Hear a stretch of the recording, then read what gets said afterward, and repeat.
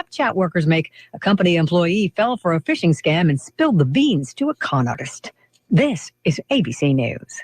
QL1, this is Control. Does Rocket Mortgage require me to come in and speak with someone? Negative, Control. With Rocket Mortgage by Quicken Loans, you can go through the entire mortgage process on your own and completely online. Copy that, QL1, but if I wanted to speak to someone, do you think they're out there?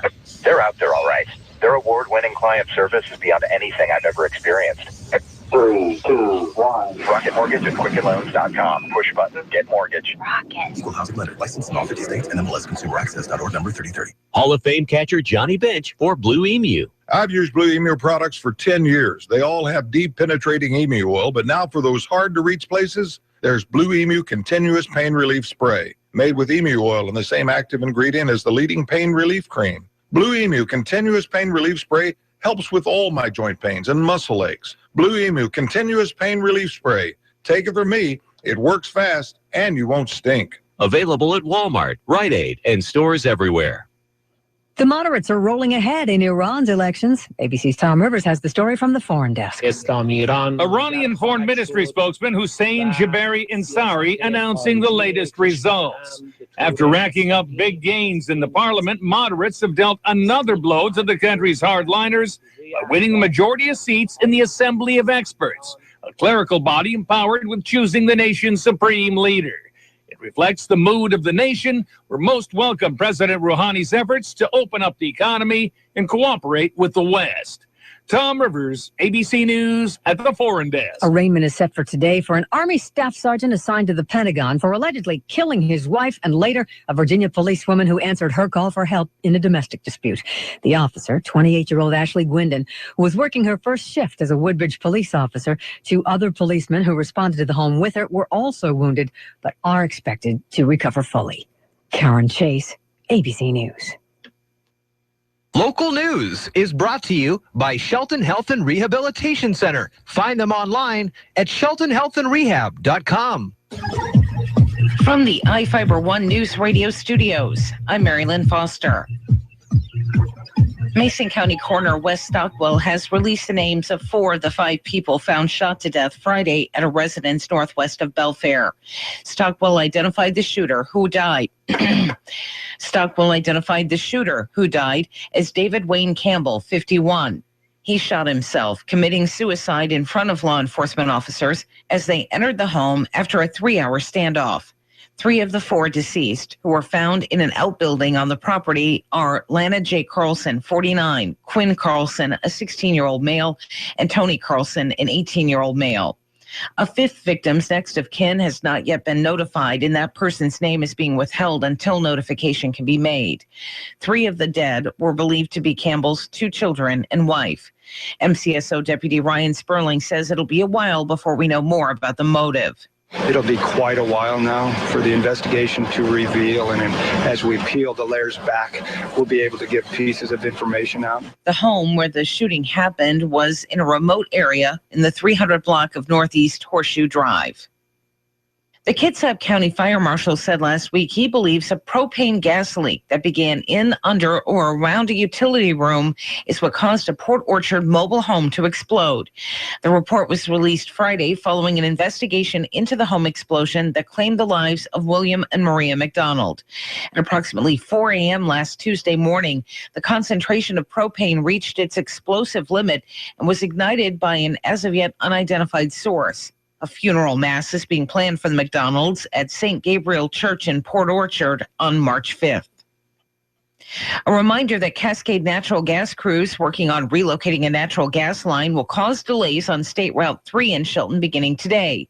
Drivers on South 1st Street may experience delays caused by alternating one-way traffic between 7 a.m. and 5:30 p.m. until the project is complete in late March. As an alternative route, you can take Johns Prairie Road to State Route 3 to Bremerton. Mason County Sheriff Casey Salisbury recognized former Mason County Detective Bill Adam for his services to the sheriff's office in the county. Adam retired from the Mason County Sheriff's Office a month ago and immediately began working at the Washington State's Attorney General's office as a senior investigator. Bill Adam received recognition from the sheriff for 15 years of service as a detective investigating and assisting in bringing homicides and internet crimes against children to justice. Adam built up the Mason County Sex Offender Identification and Public Notification Program, which later became the model for the state. For iFIBER ONE News Radio, 1030 KMAS and FM 1033, I'm Mary Lynn Foster.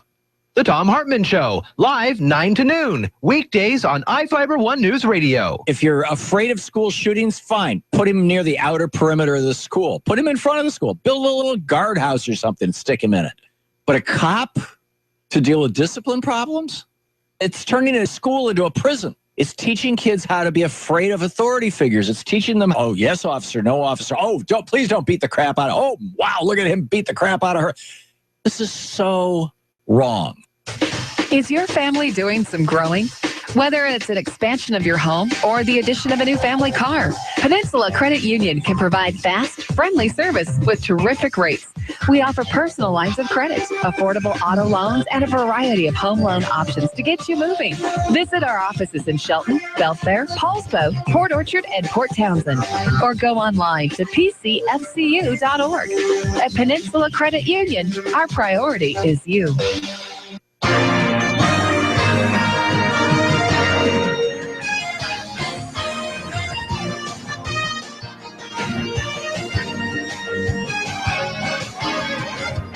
For iFIBER ONE News Radio, I'm Jeff Slakey, and a good Monday morning to you. Leap Day. Whoa. Today's February 29th.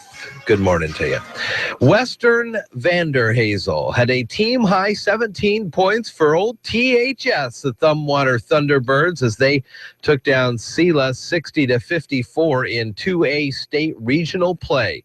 Tumwater was able to hold on for the win despite Sela's star freshman Elijah Pepper's game-high 28 points. T-Bird sharpshooter Jacob Gibbons had a big night with 16. Thinks the win over a tough Sela team gives his team confidence moving forward, and we'll hear from Jacob Gibbons later this morning. The T-Birds advance to play Ellensburg in the state quarterfinal actions this Thursday in Yakima. Be sure to check out the website later today. Sports Director Sean Wells will have video highlights from Tumwater's big playoff victory. Additionally, River Ridge has advanced to the 2A state quarterfinals after a win over Squalicum.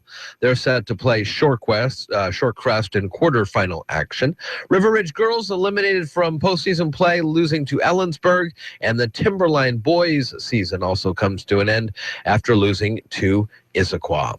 Damian Lillard had 33 and 5 boards to lead the Trailblazers to a 111-102 victory over the Pacers of Indiana yesterday.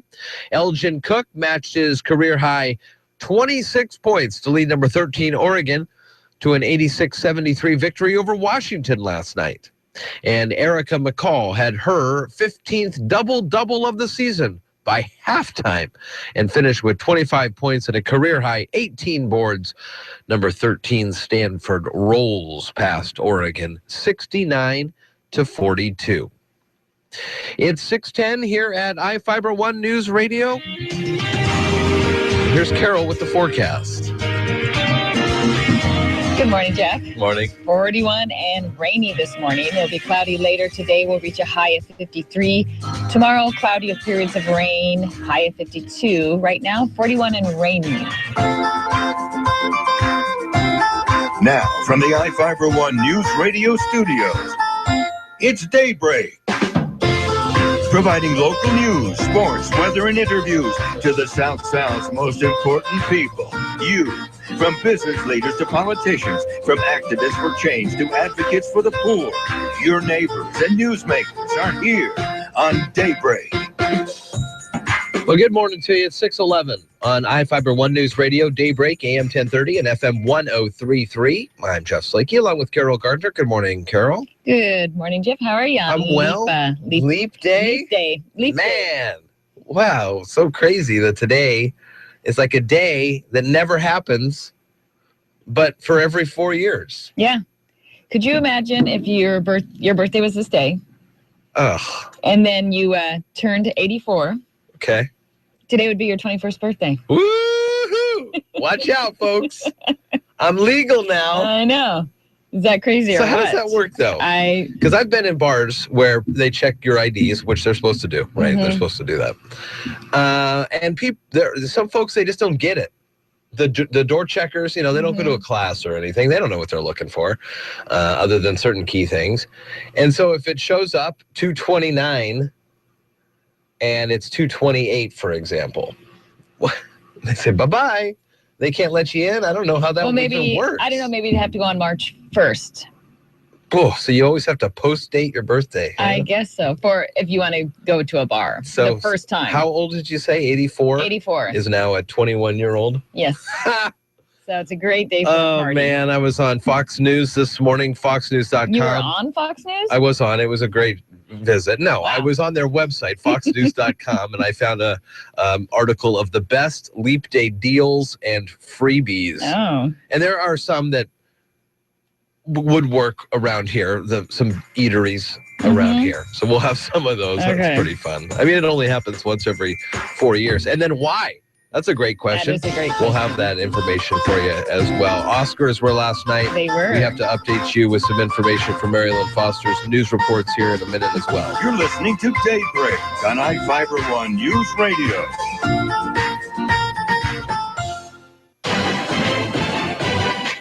I'm Colin Montgomery with NFL Network Now on the Westwood One Radio Network. NFL Network's Ian Rappaport is reporting, according to a source informed of the negotiations and the Eagles' plans, that Philadelphia met with quarterback Sam Bradford's agent and increased their offer on a long-term deal. The goal would be to get a deal done before he hits free agency, and Bradford, as he said, has interest in returning. The Colts have informed quarterback Matt Hasselbeck that he's not in their plans for next year. NFL Network's Michael Silver reported this on Sunday, according to a source familiar with the Colts' plans. Hasselbeck has not decided whether to retire or to try to play for another team. And on Monday, the NFL's top draft prospects are on the clock as they descend on Indianapolis for the final day of this year's NFL Scouting Combine. And only NFL Network is there live. Complete coverage of the 2016 NFL Scouting Combine only on NFL Network. This has been NFL Network Now on the Westwood One Radio Network. Last night, Cheryl Loggy made her status. Any moms out there know a good stroller for twins? Help! It got 10 likes and 8 comments. Geico also has a comment, Cheryl. While we don't know which stroller you should go with, we do know that in as little as 15 minutes, you could save hundreds of dollars on your car insurance just by switching to Geico. And with that money, you can buy the swankiest of rides for your tiny duo to cruise around in. Right on down to Potty Train in town. Hashtag twins, hashtag savings. Geico. 15 minutes could save you 15% or more on car insurance. Did you know 1 in 50 people has a brain aneurysm? Every 18 minutes, a brain aneurysm erupts. Half of brain aneurysms result in death. Will it strike you or someone you love? The Brain Aneurysm Foundation is the globally recognized leader in brain aneurysm education, awareness, advocacy, support, and research funding. The Brain Aneurysm Foundation, raising awareness, ending fear. To learn the facts at bafound.org. That's bafound.org.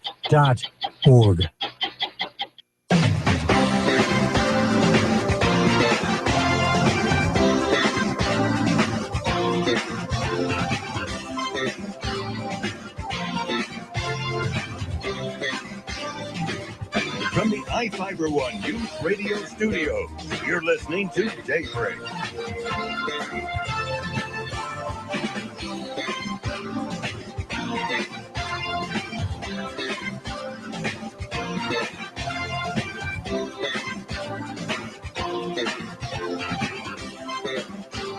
.616 at iFIBER One News Radio, and good morning to you. It's Daybreak here at iFIBER One News Radio, and Marilyn Foster provided us with some information about the tragic scene that occurred Friday during the day, as we heard many emergency responders heading up to the Belfair area near the Horseshoe Drive in Belfair. There was the shooting and the holdup that was going on for quite a while. We have another update. The coroner, Mason County Coroner Wes Stockwell, released the name of the fourth person that was shot, and that was Donna S. Reed, 68, of Belfair.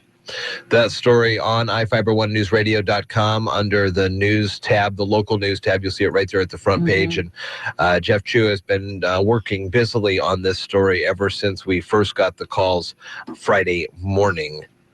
on that one. 6:16 here at iFIBER One News Radio. Some other news stories from around the Northwest this morning. Officials seeking input from the public on plans for the 260-acre area Capitol Lake that's in Olympia and Tumwater. The Olympian reports that the plans for the man-made reservoir include keeping it as such, turning it back into an estuary, or perhaps the third option, a hybrid of both.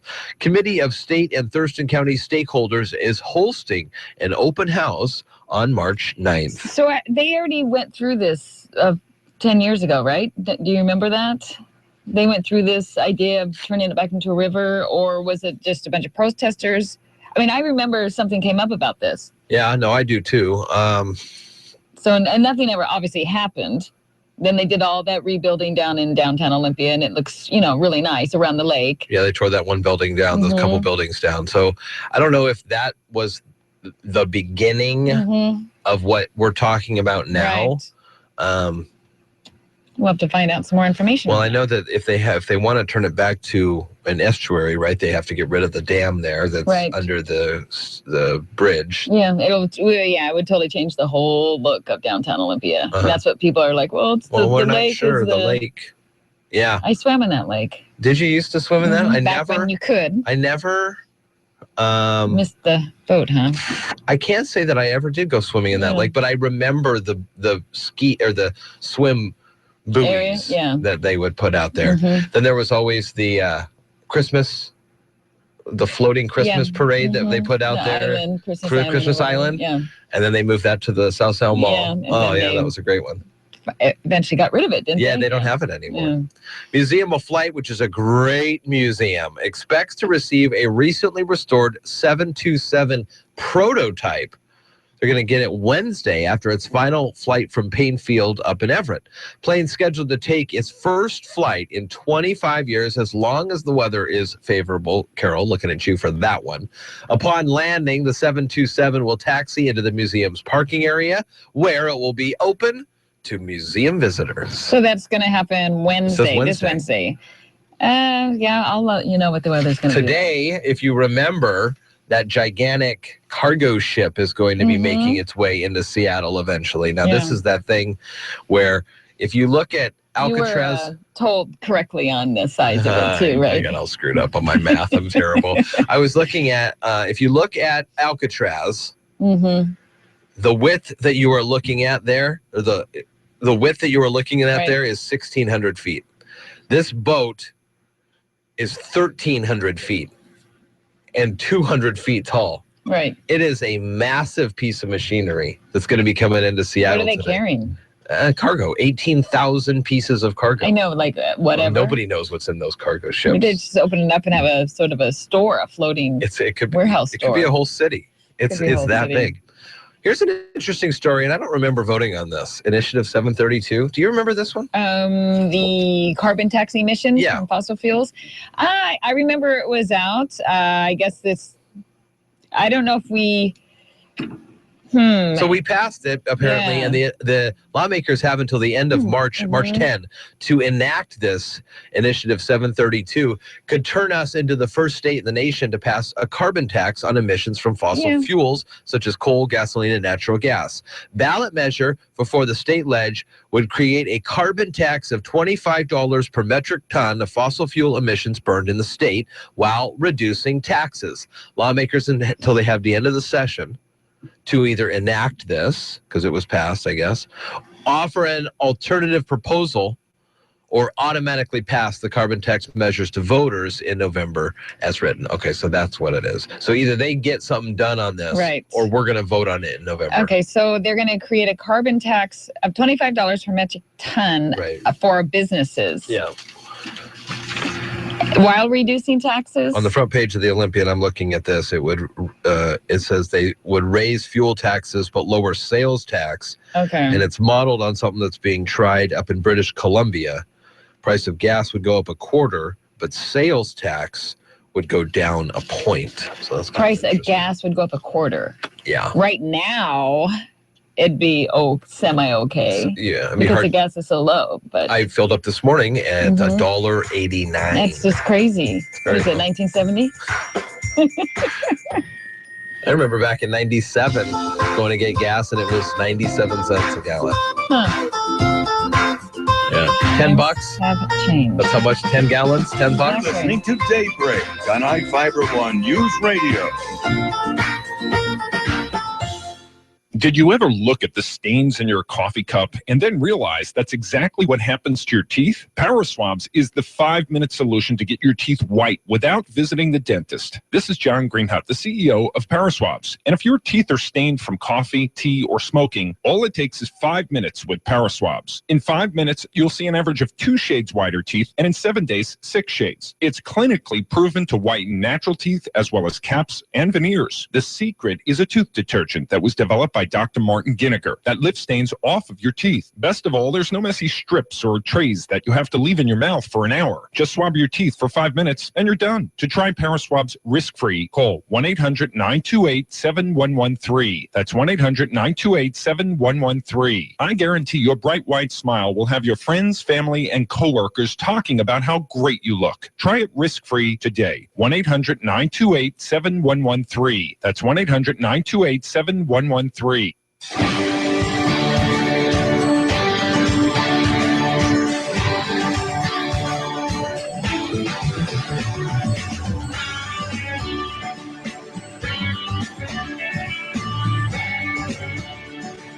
You're listening to Daybreak on iFIBER One News Radio, AMAS.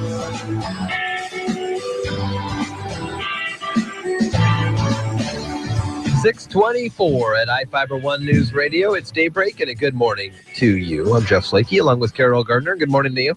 Good morning, Jeff Slakey. Mary Lynn Foster has the latest news in a few moments. Over the weekend, that new 520 floating bridge is going to be out soon. Yes. I mean, it's there. It's out. It's not open, though, until April because the construction crews are still working on it a little bit. Well, some ne'er-do-well was out there over the weekend. Law-abiding drivers won't be able to cross State Route 520 until April. A suspect who was fleeing police has taken a private tour of the construction site. Bellevue police responded to reports of a shoplifting that happened on Thursday. Officers tried to pull over this vehicle, and the driver took off on 520, taking a turn into the construction zone for the new bridge, and workers had to jump out of the way as the suspect was zipping in and out barriers into an area there and led police on a high-speed pursuit across the bridge. Thank goodness this person used that road that nobody else was on, save the workers, but it was a pretty wide open piece of roadway. About halfway across the bridge, the suspect stopped and tried to fled on foot. Where are you going to go? I know, dive into the water. You're going to go in the water. Yeah. Leading officers on a 1.5-mile run to the other end of what's touted as the world's longest floating bridge. I hope that was caught on camera. Should have just kept driving to the other end. Yeah, and then what? Well, then you get off. At least you're on some sort of land. Maybe some stuff was in Is that the way. Mercer Island? Or I don't even know how that works. I know. Where you go. A woman whose son was allegedly shot and killed by a prisoner who was mistakenly released early is planning to sue the state. A claim was filed Thursday with the state's Office of Risk Management by attorneys for Veronica Medina Gonzalez. She said that Cesar Medina was one of 2 deaths tied to the early release of more than 3,000 prisoners due to the software coding area. And authorities say he was killed May 26th by Jeremiah Smith, who was wrongly released on May 14th. Less than 2 weeks after later, he gunned down the Cesar Medina at a tattoo parlor in Spokane. Smith, who had been convicted of robbery, burglary, and assault, shouldn't have been released until August 10th. Wow. So these are, it's such a hard thing because would he have had a change of heart on August 10th, or was this guy in the wrong place at the right time, or was he going out to get him no matter what? We'll never know. I guess we'll never know. I mean, obviously, if he was behind bars, then that incident never would have happened. That incident, correct. For sure. Here's kind of an interesting bill. We know about reporters and stuff who aren't compelled to speak you know, on their sources and stuff like that. You hear about the friends that you have? Oh, my friends that I have. Here's a bill in the state that would grant testimonial privilege in civil cases to sponsors, you know, like sponsors of people in alcohol or drug addiction rehab programs. Senate Bill 6498 would give legal protection to communications between a person in an alcohol or drug recovery program and their sponsor if the case is non-criminal. Passed the Senate on a unanimous vote earlier this month. The House Judiciary Committee approved the measure Friday.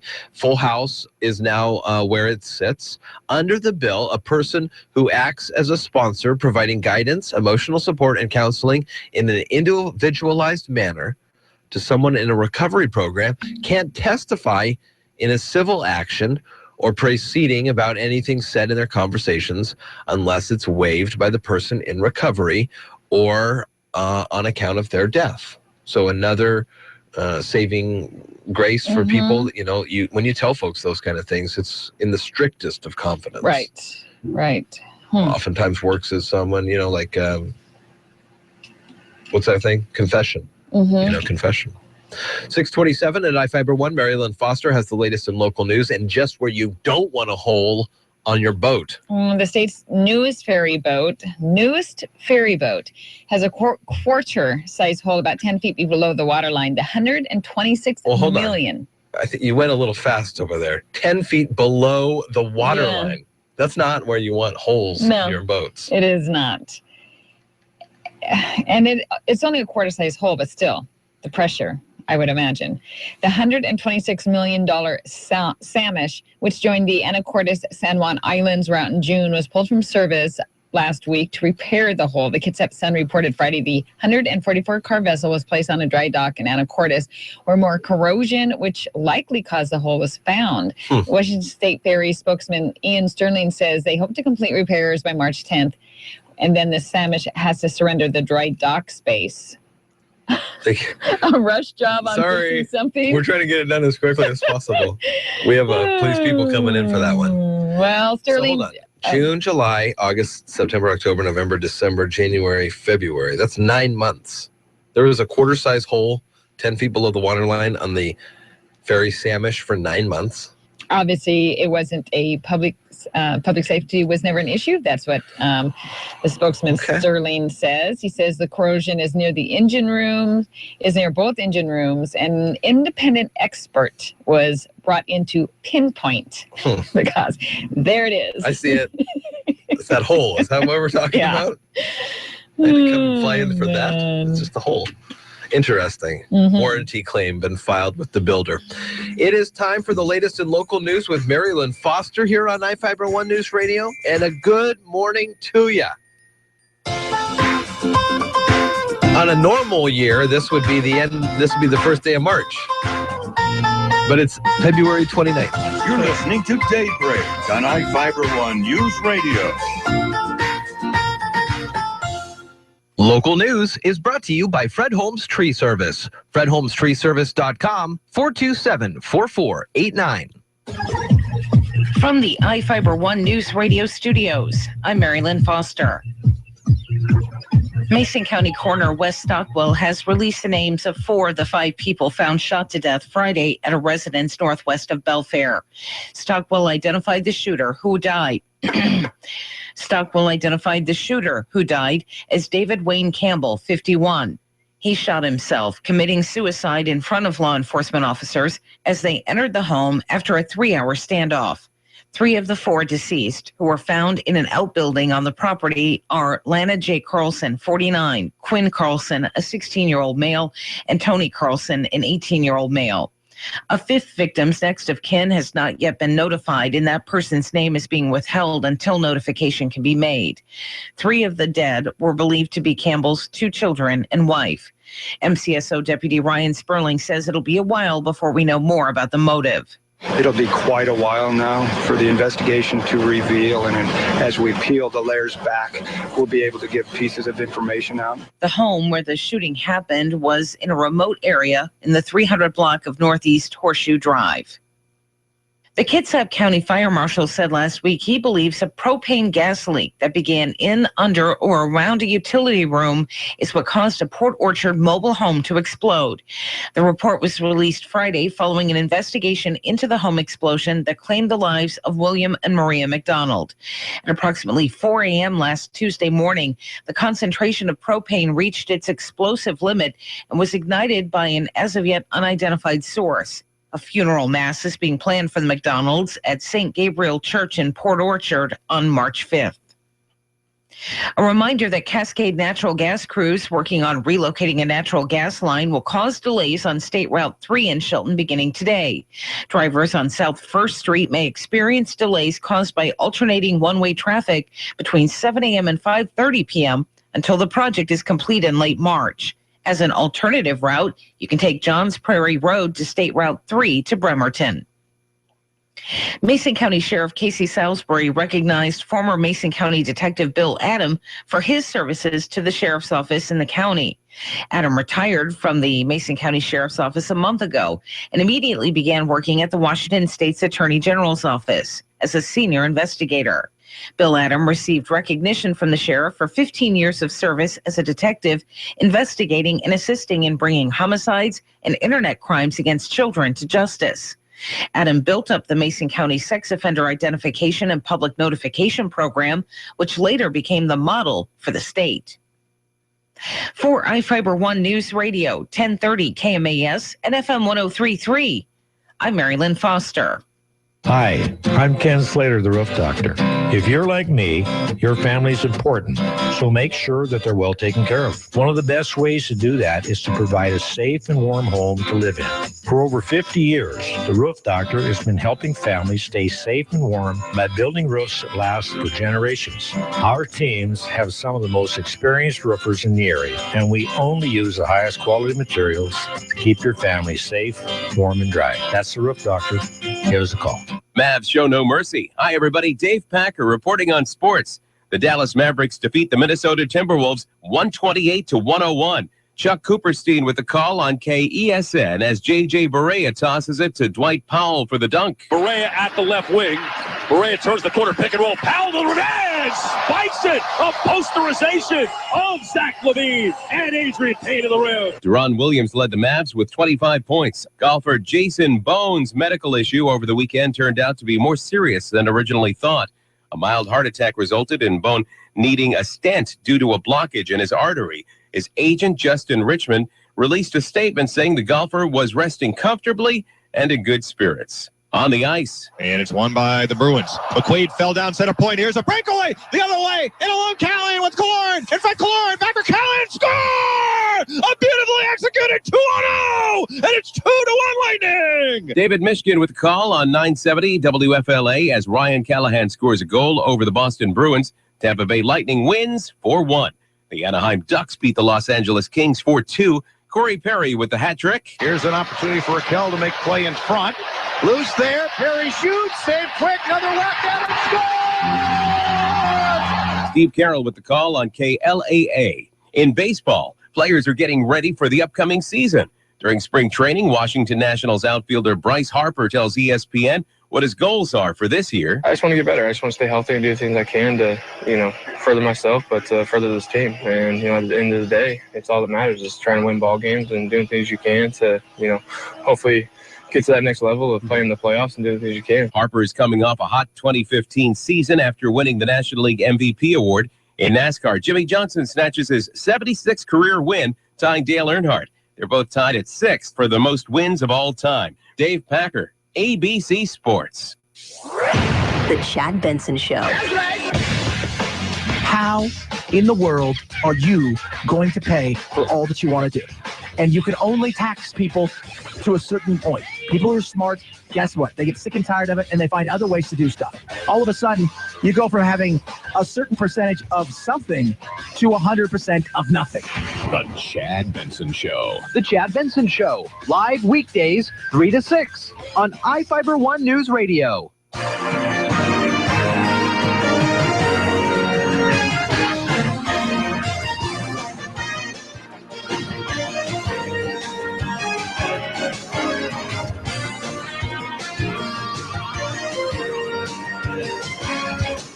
For iFIBER One News Radio, good morning to you. I'm Jeff Slakey at 6:36, and we're taking a look at sports on this, the 29th day of February.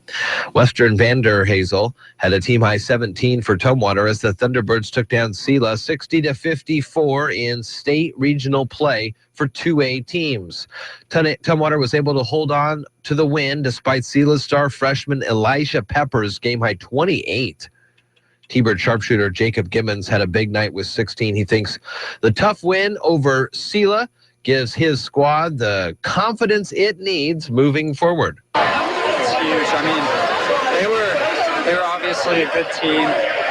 Might be better than some of the teams that are going to state the way that the bracket works. So it gives us a lot of confidence going in.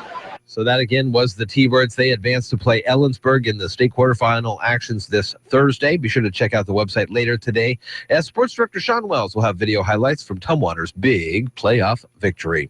River Ridge advanced to 2A state quarterfinals with a win over Squalicum, and they are set to play Shorecrest in quarterfinal action. Damian Lillard and the Trailblazers beat the Pacers of Indiana 111-102 yesterday, and Elgin Cook helped lead number 13 Oregon to an 86-73 victory over Washington last night. 6:37 right now, and here's Carol Gardner with a check at the weather. Good morning. It's 41 and it's overcast. There'll be rain throughout the morning and the day. We'll reach a high of 53. We're going to have that rain overnight. We're going to have that rain into Tuesday. We'll still be in the mid-50s for our temperatures. And on Wednesday, it's going to be rainy when they bring in that airplane. Oh, yeah, up there. Yeah, so it's our forecast looks pretty rainy. Right now, it's just a little bit overcast and 41. Now, from the iFIBER One News Radio studios, it's Daybreak. Providing local news, sports, weather, and interviews to the South Sound's most important people. You. From business leaders to politicians, from activists for change to advocates for the poor. Your neighbors and newsmakers are here on Daybreak.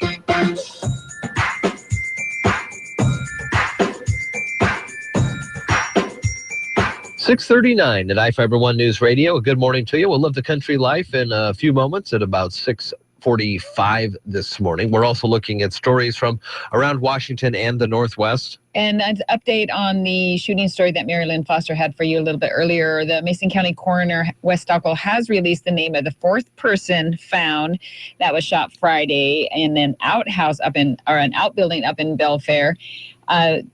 They've been identified as Donna S. Reed, age 68, and she was from Belfair. We also have the story that Mary Lynn Foster talked about on our website under the local news on the front page. It's 6:38 here now at iFIBER One News Radio, and the Associated Press is posting information about officials who are looking for input on the plans for the 260-acre Capitol Lake in Olympia and Tumwater. Olympian reporting that the plans for the man-made reservoir, including keeping it as a lake, which it is now, turning it back to an estuary, or having it become a little bit of a hybrid of both. Committee of the State and Thurston County stakeholders is hosting an open house on March 9th, which is a week from Wednesday. The Museum of Flight expects to receive a recently restored Boeing 727 prototype on Wednesday after its final flight from Payne Field in Everett. The plane's scheduled to take its first flight in 25 years, as long as the weather is favorable. It looks like it's going to be rainy, but it's going to be periods of rain, so we'll have to wait and see what happens with that. Upon landing, the 727 will taxi into the museum's parking area, where it will be open to museum visitors. The Yakima Nation will soon get $7.2 million as part of a settled class action lawsuit involving hundreds of tribes. Yakima Herald Republic reports the $940 million settlement approved in an Albuquerque, New Mexico district court and finalized by the Obama administration. This ends 25 years of dispute over insufficient payments to tribal agencies. Search and rescue crews were working to rescue a 41-year-old hiker who suffered a broken back in a fall on Mount Si and North Bend. The King County Sheriff's Office said the hiker fell yesterday afternoon while hiking the over 4,000-foot peak about 30 miles east of Seattle. King TV reports high winds prevented a helicopter crew from hoisting the hiker out. Throughout the summer and last year, we talked a lot about orca calves and the J-pod, and there was just a birth after a birth, it seemed like, amid what they're considering a baby boom for Puget Sound resident orcas. One of the new calves is missing and presumed dead.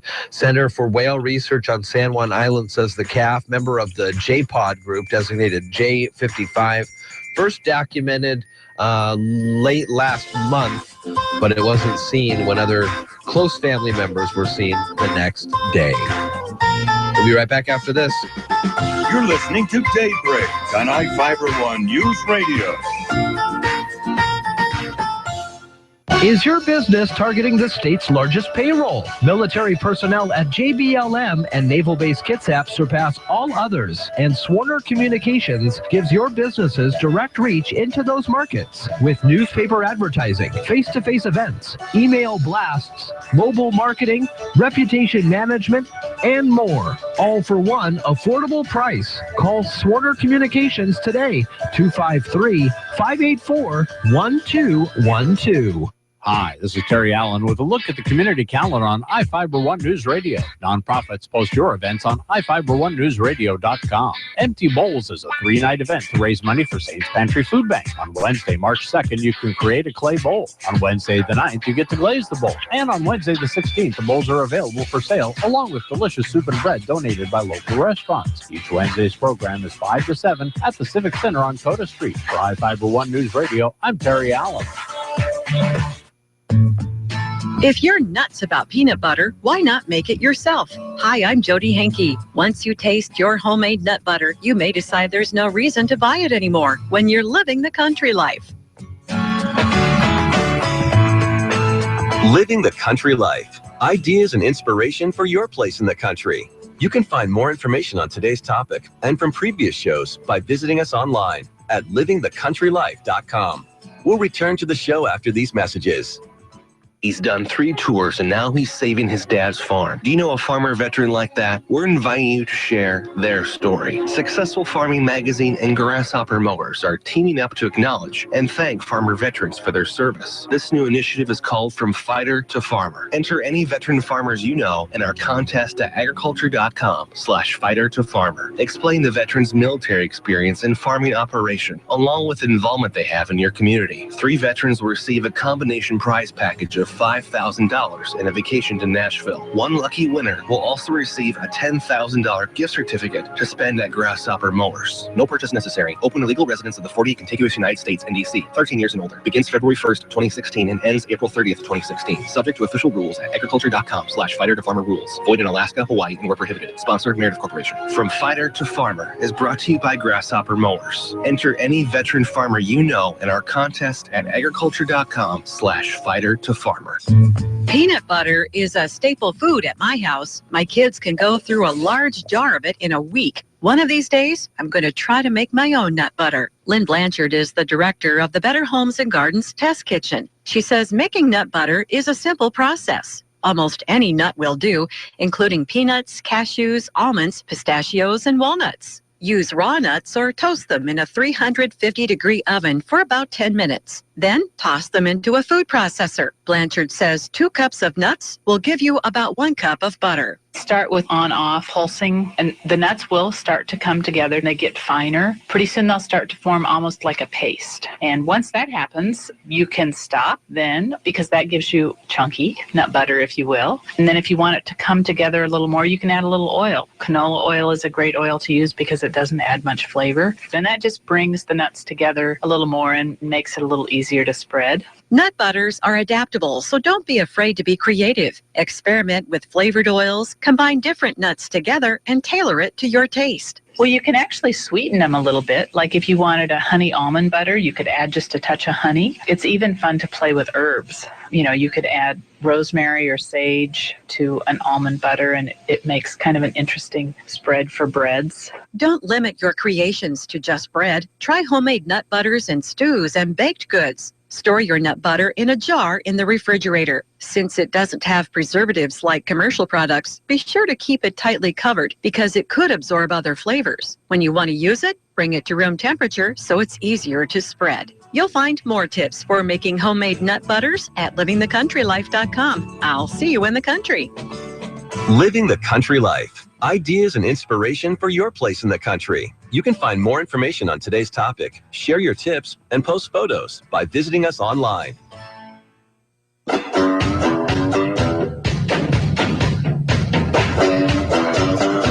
You're listening to Daybreak on iFIBER ONE Newsradio. Well, 6:47. A good morning to you. I'm Jeff Slakey along with Carol Gardner. Hello, Carol. Hello, Jeffrey. Big piece of TV on last night.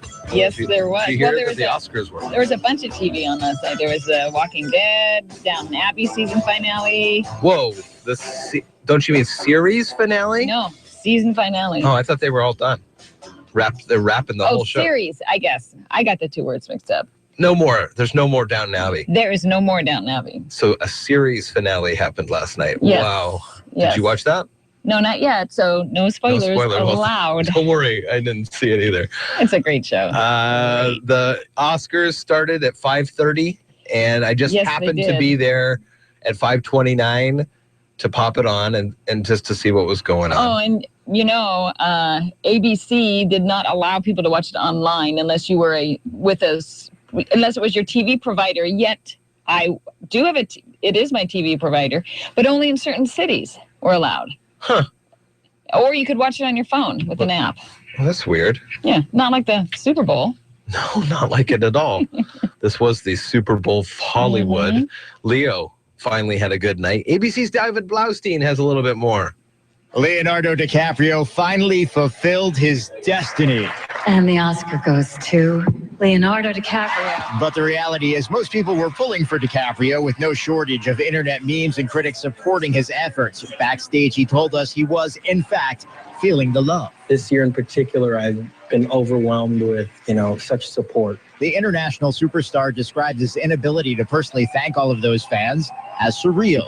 It's quite shocking, actually, and what can you say, except I'm very grateful. I really am. David Blaustein, ABC News, Hollywood. So whatever you say about that, I mean, good for him. He wins in his award finally. He was nominated. He's been in a gazillion great movies. Mm-hmm. Finally wins one here for The Revenant.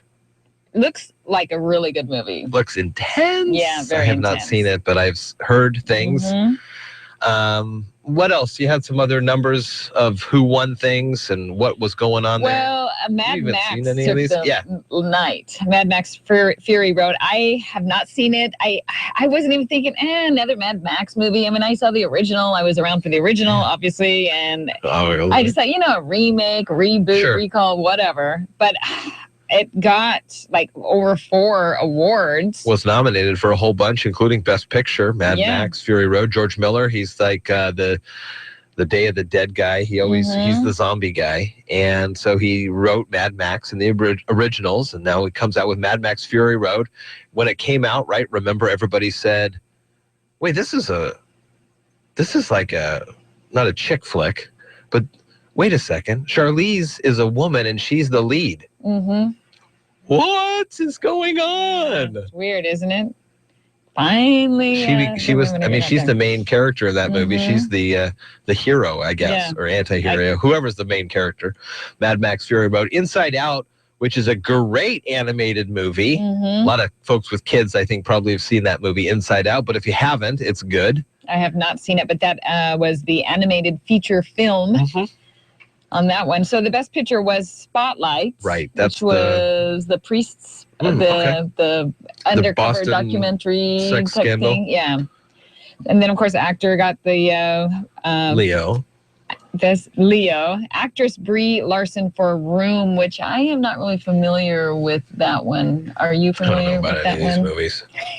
I know that You're like raising a child. What I what got time do you nothing. I have? enough time to go to a theater. Kidding me? Exactly. Unless it's Star Wars, which did not win anything. I'm surprised that it didn't win anything. Is it Machina or Machina? I think it's Machina, Ex Machina. That got visual effects, which it is pretty cool. The computerized person that's in the movie is pretty cool. She's the Queen of Dragons, no? From Game of Thrones. I believe so, yeah. Daenerys. It's a strange, twisty movie. Okay. Ex Machina or Ex Machina, whatever it is this morning. Wherever you're from. You're listening to Daybreak on iFIBER One News Radio.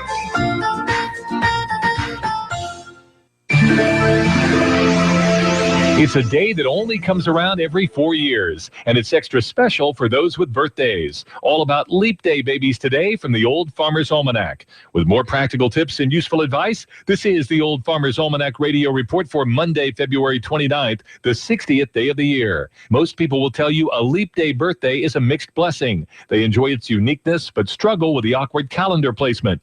Mathematicians say the odds of a February 29th birthday are 1 in 1,451. And the odds of a parent and child sharing a February 29th birthday are truly astronomical. Nevertheless, in 2012, a Utah mother gave birth to a Leap child for the third time in a row. Louise Estes had children on February 29th in 2004, 2008, and 2012, a feat matched by only one other woman in the world. That is the Old Farmer's Almanac Radio Report. Learn more at almanac.com. iFIBER One News Radio, 1030 KMAS and FM 103.3 presents Daybreak.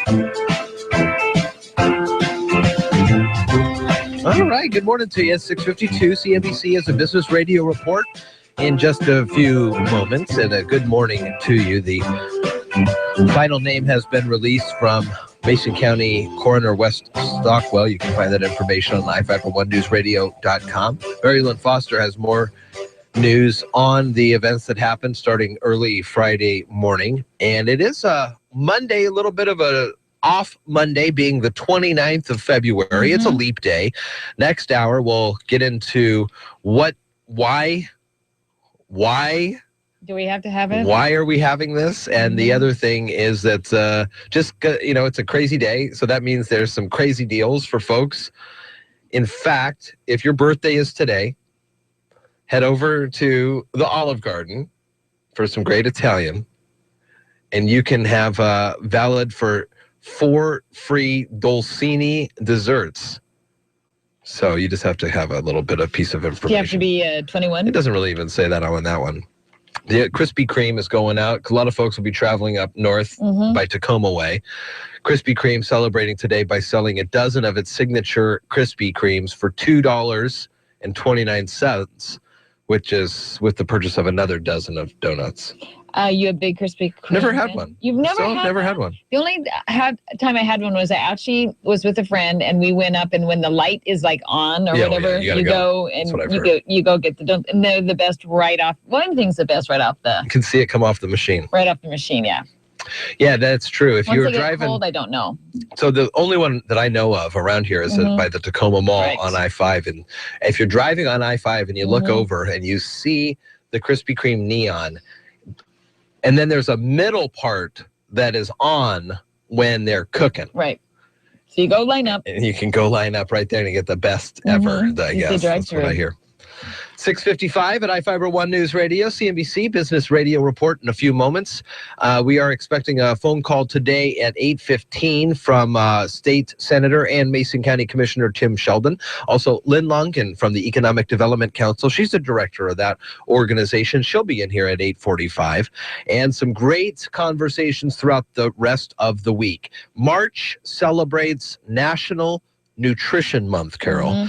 And we have put together for everyone some great conversations about nutrition. So first off, this Thursday, Joe Sanchez from Mason County Public Health is coming in. And we're going to talk about the health of the community, the health of the county. Right. Why does the county even care about our health? You know, we're going to talk about National Health Month in a bunch of different ways.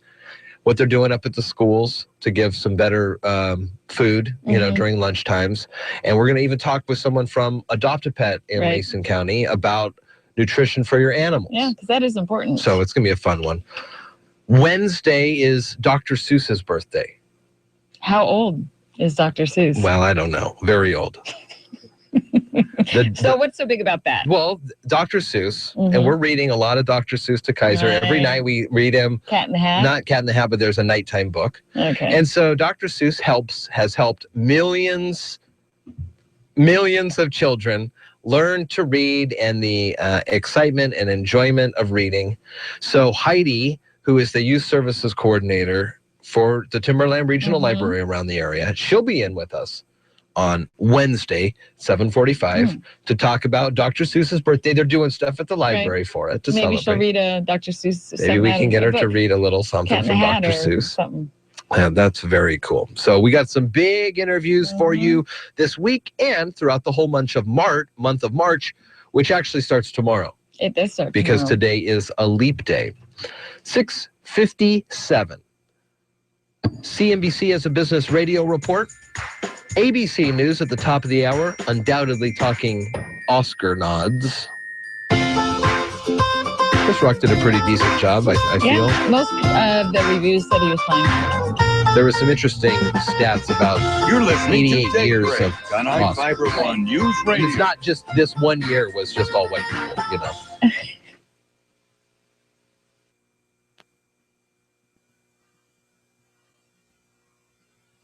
Has this ever happened to you? Your significant other says, we've got to redo the kitchen, and you break out into a cold sweat? Well, don't worry. It's a common condition, something we call needless remodeling anxiety. And we've got the cure. Heck, we are the cure. Hi, I'm Tom Kreitler. And I'm Leslie Segretti. Whether you do it yourself or direct it yourself, we can help you keep your project on track and on budget. So join us this weekend for the Money Pit Home Improvement Radio Show. Saturdays at 10, Sundays at 7 on iFIBER ONE News Radio.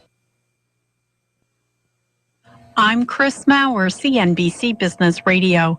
The markets are mixed. The Dow's down 16 points, the Nasdaq higher by a fraction.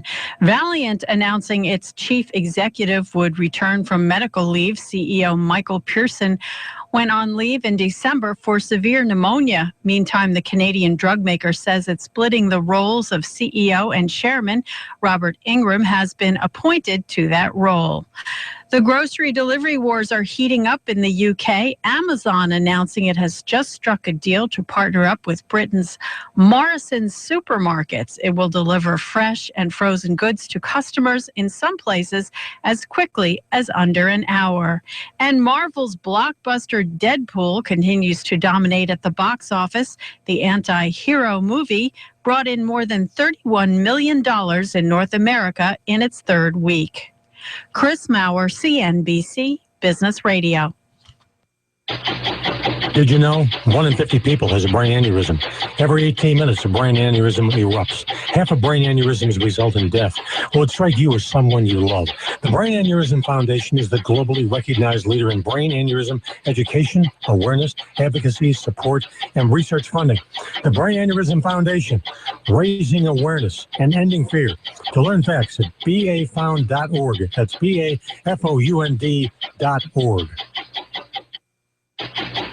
Did you know 1 in 50 people has a brain aneurysm? Every 18 minutes, a brain aneurysm erupts. Half of brain aneurysms result in death. Will it strike you or someone you love? The Brain Aneurysm Foundation is the globally recognized leader in brain aneurysm education, awareness, advocacy, support, and research funding. The Brain Aneurysm Foundation, raising awareness and ending fear. To learn facts at bafound.org. That's bafound.org. Alex Jones and InfoWars on from 6 to 9 weekdays on iFIBER ONE News Radio, AM 1030 and FM 103.3 KMAS Shelton. The latest from ABC News. I'm Karen Chase.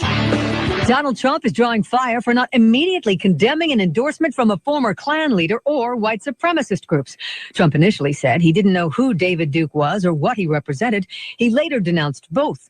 The Super Tuesday primaries are just one day away, but ABC's Mark Remillard tells us the controversy might not hurt him. Frontrunner Donald Trump is running away with the GOP. In a new CNN ORC poll, Trump has a commanding lead with 49% of Republican support. He's leading second-place rival Marco Rubio by more than 30 points and has more support than all the other candidates combined.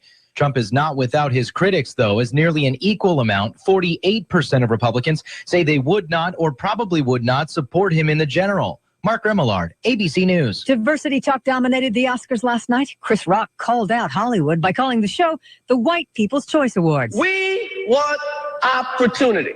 We want the black actors to get the same opportunities. And white actors, that's it. Spotlight was the surprise Best Picture winner. Leo DiCaprio won for Best Actor, and Brie Larson was beyond thrilled to win for Best Actress in Room. Everything about this experience, down to the way that I've handled it, the way I felt about it, the dress that I'm wearing, everything has been very pointedly about it being a representation of who I am, and I feel really strong and excited to be holding this. Warren Buffett is bullish on the U.S. economy and optimistic about the future, but in his annual letter to Berkshire Hathaway shareholders, he also talked of income inequity, saying the pie to be shared by the next generation will be far larger than today's, but the way it's divided will remain fiercely contentious. If you thought today was March 1st, you were wrong. It's February 29th. Scientists have to strap on an extra day every 4 years to let the Earth's rotation catch up to the calendar. Tomorrow, by the way, will be the first day of meteorological spring. This is ABC News. 4, 3, 2, 1. Friday's first Endless Apps of 2016 begins now. Kitchen, we are a go. That's right. America's favorite guilty pleasure is back. And $10 still gets you endless rounds of your favorite app. Like mozzarella sticks, loaded potato skins, or 8 styles of wings. We're talking endless rounds of the best appetizers on Earth. More endless apps for mankind. Endless Apps are back at Fridays. Roger that. QL1, does Rocket Mortgage require me to fill out a bunch of paperwork? Negative control. Rocket Mortgage by Quicken Loans is the first on-demand mortgage machine that quickly imports your financial data. You can go through the entire mortgage approval process in minutes. That is fast, like rocket fast. It also works on any internet-ready device, so you can get a Rocket Mortgage at any time or place you choose. Over. 3, 2, 1. Rocket Mortgage at QuickenLoans.com. Push button. Get mortgage. Rocket. Equal housing lender. Licensed in all 50 states. NMLS Consumer Access.org number 3030. An American college student is appealing to the U.S. government for help in a new videotape from North Korea. ABC's Tom Rivers has the story at the foreign desk. 21-year-old Otto Warmbier has been paraded before the foreign media in Pyongyang, where he mechanically read from a prepared statement. His crime, taking a political sign. I committed my crime of taking out the important political slogan from the staff-only area of the Yangakdo International Hotel, aimed at harming the work ethic and the motivation of the Korean people. He says he understands the severity of what he's done there. He just wants to go home. Tom Rivers, ABC News at the foreign desk. French authorities are investigating the death of a woman whose decomposing body was found at an Airbnb rental in suburban Paris. It was found by a group of young people renting the house for the weekend. It was near a garden on the edge of the property, deliberately covered by tree branches. Karen Chase, ABC News. Local news is brought to you by Shelton Health and Rehabilitation Center. Find them online at sheltonhealthandrehab.com. From the iFIBER ONE Newsradio studios, I'm Marilyn Foster. Mason County Coroner Wes Stockwell has released the names of all 5 of the people found shot to death Friday at a residence northwest of Belfair. Stockwell identified the shooter who died as David Wayne Campbell, 51. He shot himself, committing suicide in front of law enforcement officers as they entered the home after a 3-hour standoff. 3 of the deceased were believed to be Campbell's 2 children and wife. They are Lana J. Carlson, 49, Quinn Carlson, a 16-year-old male, and Tori Carlson, an 18-year-old male. The 5th person is identified as Donna S. Reed, age 68. MCSO Deputy Ryan Sperling says it will be a while before we know more about the motive. It'll be quite a while now for the investigation to reveal, and as we peel the layers back, we'll be able to get pieces of information out. The home where the shooting happened was in a remote area in the 300 block of Northeast Horseshoe Drive. The Kitsap County Fire Marshal said last week he believes a propane gas leak that began in, under, or around a utility room is what caused a Port Orchard mobile home to explode.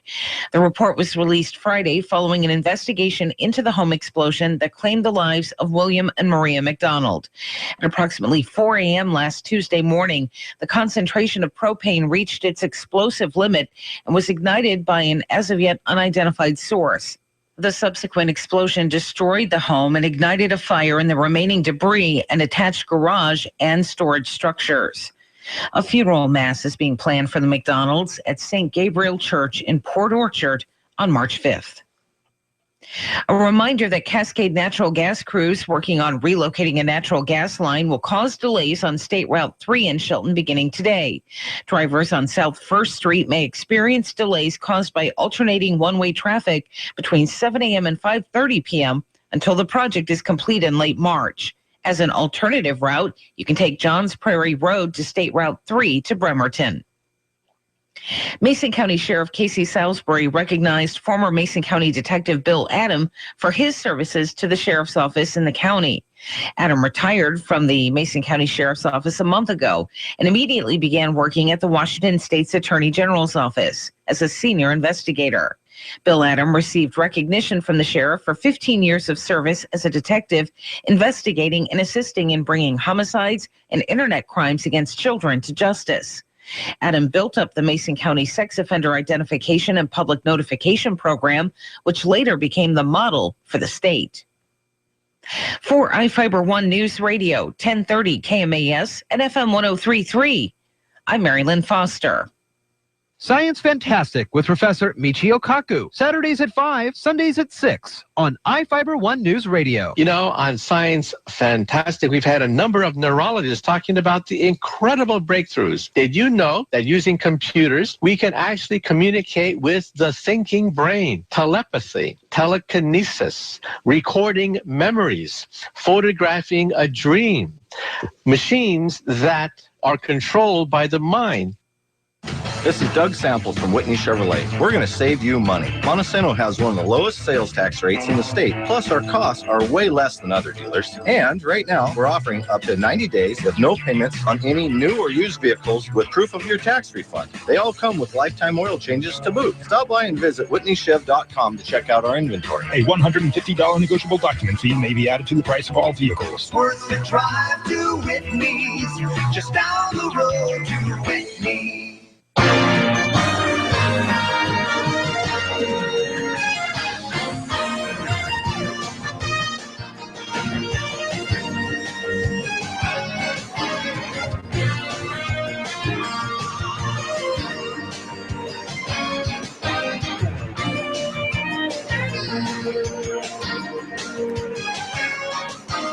All right, good morning, everybody. It's 7:09 on the 29th of February. Yeah, that's right. It's a leap day. I don't know why they don't make a movie about leap day. They got that Groundhog Day movie is so good. Leap day would be a good one, too, I'd say. Western Vanderhazel had a team-high 17 for Tumwater as the T-Birds took down Selah 60-54 in 2A state regional play. Tumwater able to hold on to the win. Selah's star freshman Elijah Peppers had 28. Wow, that's awesome. T-Birds advanced to play Ellensburg in state quarterfinal action this Thursday in Yakima. Be sure to check out the website later today as Sports Director Sean Wells will have video highlights from Tumwater's big playoff victory. River Ridge has advanced to the 2A state quarterfinals as well with a 63-57 win over Squalicum. They're set to play Shorecrest in quarterfinal action. Damian Lillard had 33 points, helped the Trailblazers over the Indiana Pacers 111-102, and Elgin Cook matched his career-high 26 points to lead number 13 Oregon to an 86-73 victory over Washington last night. The Mariners are down in Peoria, and they are getting ready to go. I have a better idea of what our Gonzaga WCC tournament schedule is going to look like, and that gives me a better picture of when and how often we're going to be able to have the Mariners on the radio for you. And we could get this thing going before you know it here, Carol, with a little Mariners baseball action. Love hearing the Mariners on the radio. It gets me so excited for springtime, summertime. But then I look out the window and I see, well, what I'm seeing this morning, and I get a little distraught. What's going on in the forecast, Carol Gardner? It's rainy this morning, showers. It is. It's going to be cloudy in the afternoon, so you might see some sun peeking out, and then we're going to reach a high of 53. The rest of the week is probably going to be just a little bit more rainy, cloudy with rain, periods of rain. So we're going to stay in the mid-50s. Overnight lows not too low.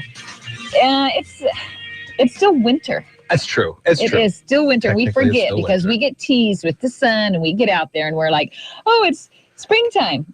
Nope, sorry. March 20th will be the big day.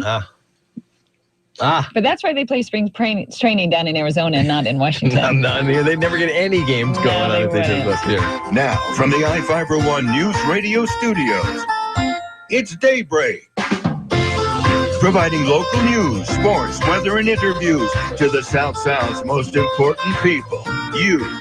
From business leaders to politicians, from activists for change to advocates for the poor. Your neighbors and newsmakers are here on Daybreak.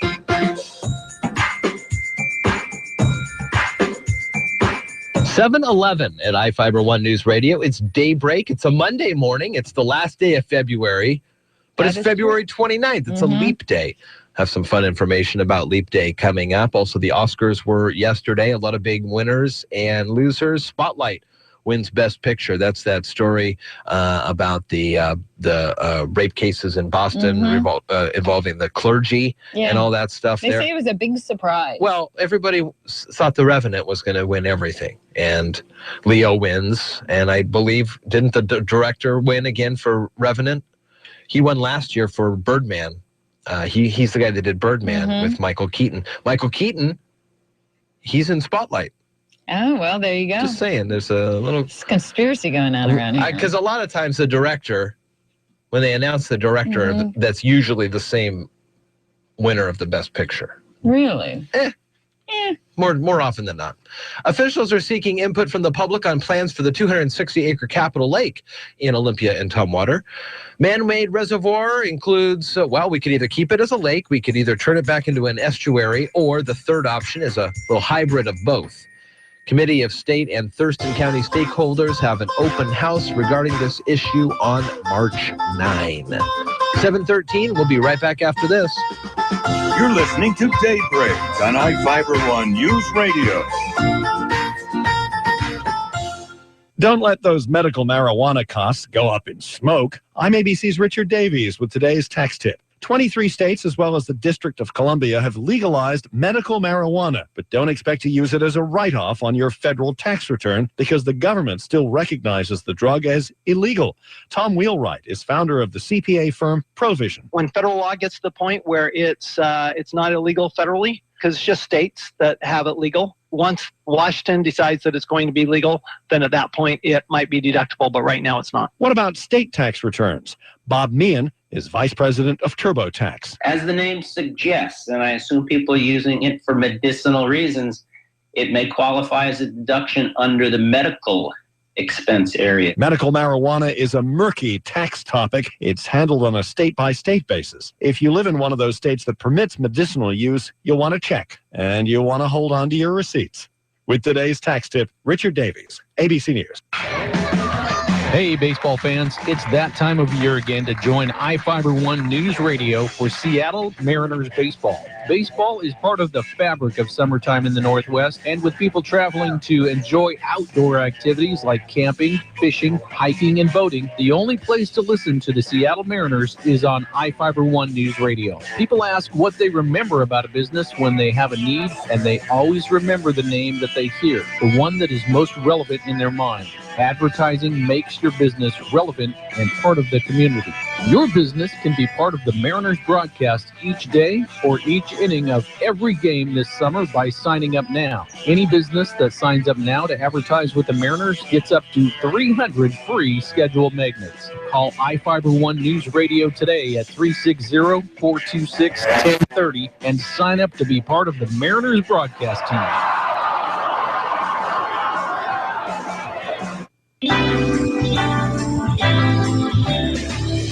From the iFIBER ONE News Radio studios, you're listening to Daybreak.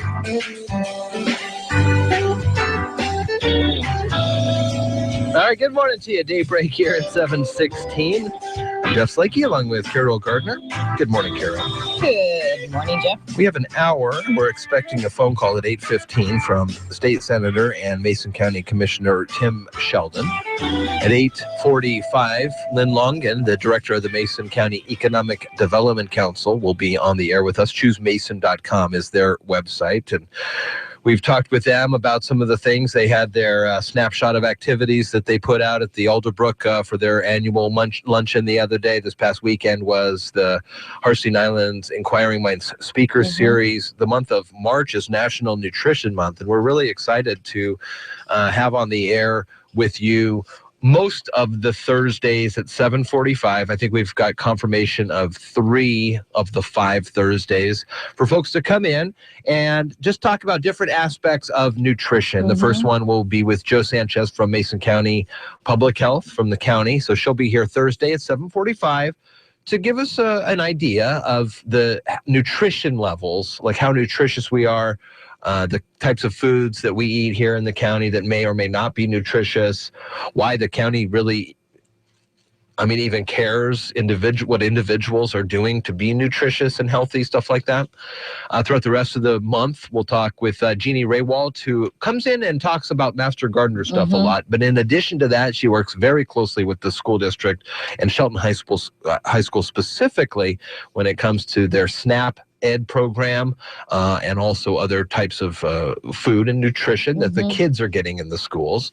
Wrap up the end of the month with a conversation from Adopt-A-Pet and the nutrition that you are feeding or may not be feeding your dog. If you look through the ingredients on some of the lesser priced dog foods, there's a lot of, like filler grains or whatever. Are you a feed them scraps from the table type of a person, or never? Well, you could say up until a year and a half ago it was never, but now with Kaiser, there's food flying off all the time, and the dogs are. Simon is all over it. He's there. He knows exactly what's going on, and it's not a good thing. But to be honest with you, Carol, you just don't care. At 6 o'clock in the evening, when we're all crying and looking for dinner, if a piece of food falls on the floor, Simon can have it. That's fine. So that's what we're talking about for the month. Up so easy. That's what we're talking about for the month of March. Museum of Flight is in the news this morning. They are expected to receive a recently restored Boeing 727 prototype on Wednesday after its final flight from Payne Field in Everett. The plane is scheduled to take its first flight in 25 years, as long as the weather is favorable. And then when they land, the 727 will taxi on into the museum's parking area, where it will be open to museum visitors. And you've been up to this museum. I haven't been in the Museum of Flight in a very long time. I think they had just released, and this was huge for me as a kid, the SR-71. They just released the Kraken, the SR-71 Blackbird, which was supersonic, super stealthy jet before the stealth bomber. And I remember when that came in, and man, that thing was sharp. It is a great museum for kids and adults of all ages to go to. There's a lot of good Kaiser on up to this. Yeah, and you can do things with, there are play parts. Oh, there. Where so you can jump on a little hands-on thing. Cool. Very, very cool. 7:19 at iFIBER ONE News Radio. Take a break here. Have some information regarding a lost dog to pass along. I'll have that report for you in about a minute. You can also find our lost and found pet section on iFiberOneNewsRadio.com under the local tab. We'll be right back. You're listening to Daybreak on iFIBER ONE News Radio. This is a good time to subscribe to the Journal. Most importantly, you get a great local newspaper. We were voted the best mid-sized weekly newspaper in the state, which helps you stay connected to your community. And then there is the fact that subscription rates remain low while individual paper prices are increasing for 2016. You can save as much as $40 this year with your subscription. Quality, convenience, and low price. The Journal gives you all that every week. Call 426 888-848-4412 or go to masoncounty.com. Alex Jones and InfoWars. Weeknights 6 to 9 on iFIBER ONE News Radio. But they run this hoax. It's the law. No, there is no law. And they all engage in this big conspiracy because they think it's the right thing to do. And then once it starts killing people, they can never admit, oh my gosh, this is a eugenics program. This is a mass public testing program. No, no, no. There's no admissions of that. It's just make fun of anybody that talks about it and say that we're going to make everybody sick. That's all over the news now. You're going to make me sick. You take a vaccine. The craziness is returning to the kennel. Wiltshire behind his back with a dribble, and he scores. Got Tarnowski to his left, pulls up, shoots, scores, and a foul. Zags basketball from IMG. Corners, Nelson driving, baseline, and a two-handed throw down thumb. Oh my goodness, Silas Nelson. From tip-off to the final buzzer. And throws it down with two hands. Follow the action all season long on your home for Bulldogs basketball, the Gonzaga IMG Sports Network. Have a lost pet to tell you about on iFIBER ONE News Radio.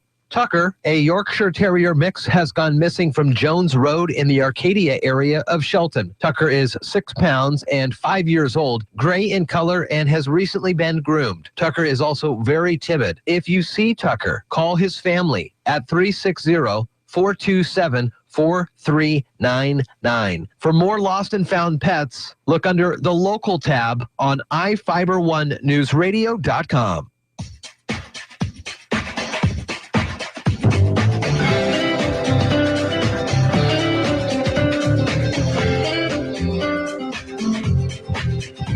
You're listening to Daybreak on iFIBER ONE News Radio, KMAS.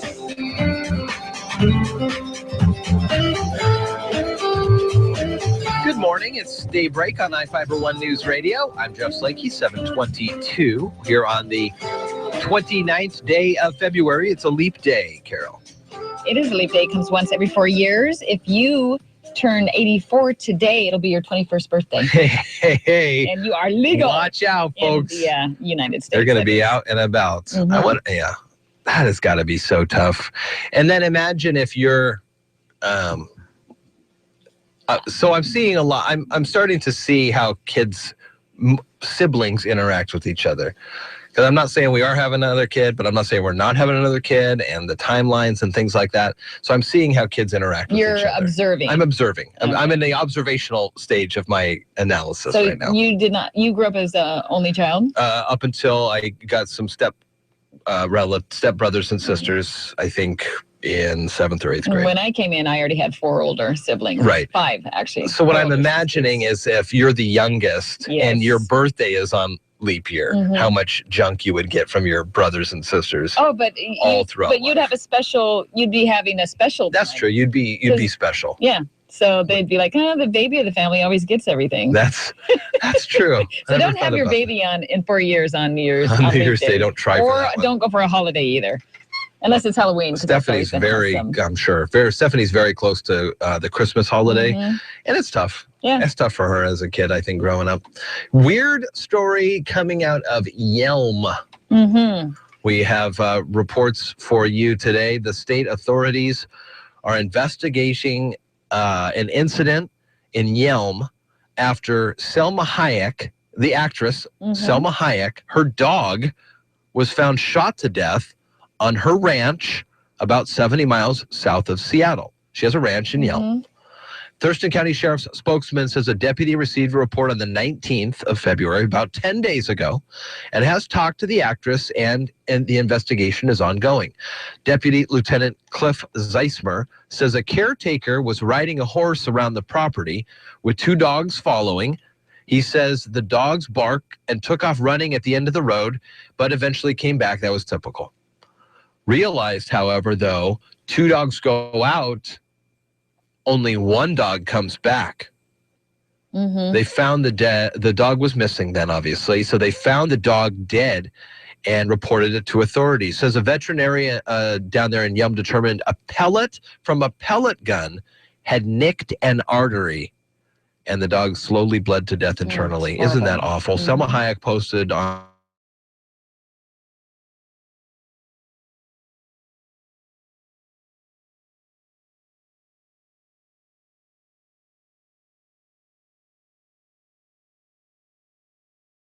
Instagram with stories of her being involved with Jay-Z Knight and Ramtha, who have a big compound down there in Yelm.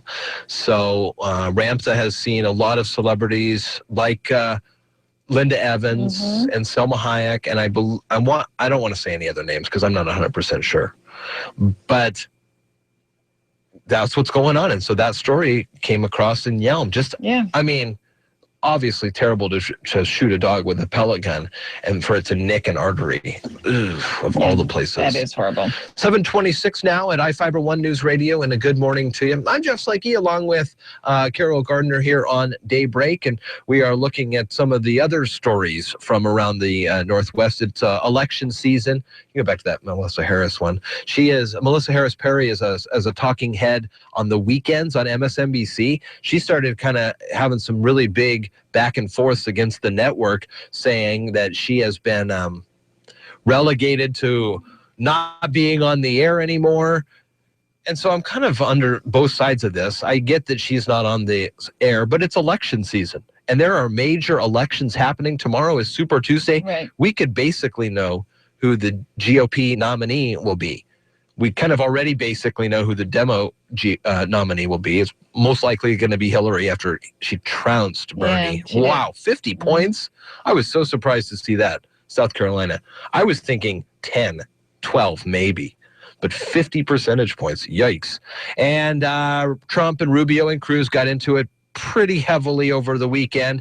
Tomorrow's Super Tuesday. A lot of people voting, so we'll find out there. But Melissa Harris Perry's shows on the weekend, it gets preempted because they got all these rallies and interesting. Season. It is that season. It is hunting season. That is for sure. Deadpool is still #1 at the box office as well. It is like the most popular rated R movie in a long time. It's making tons of money at the box office. It looks really fun for an adult. It looks very fun for an adult.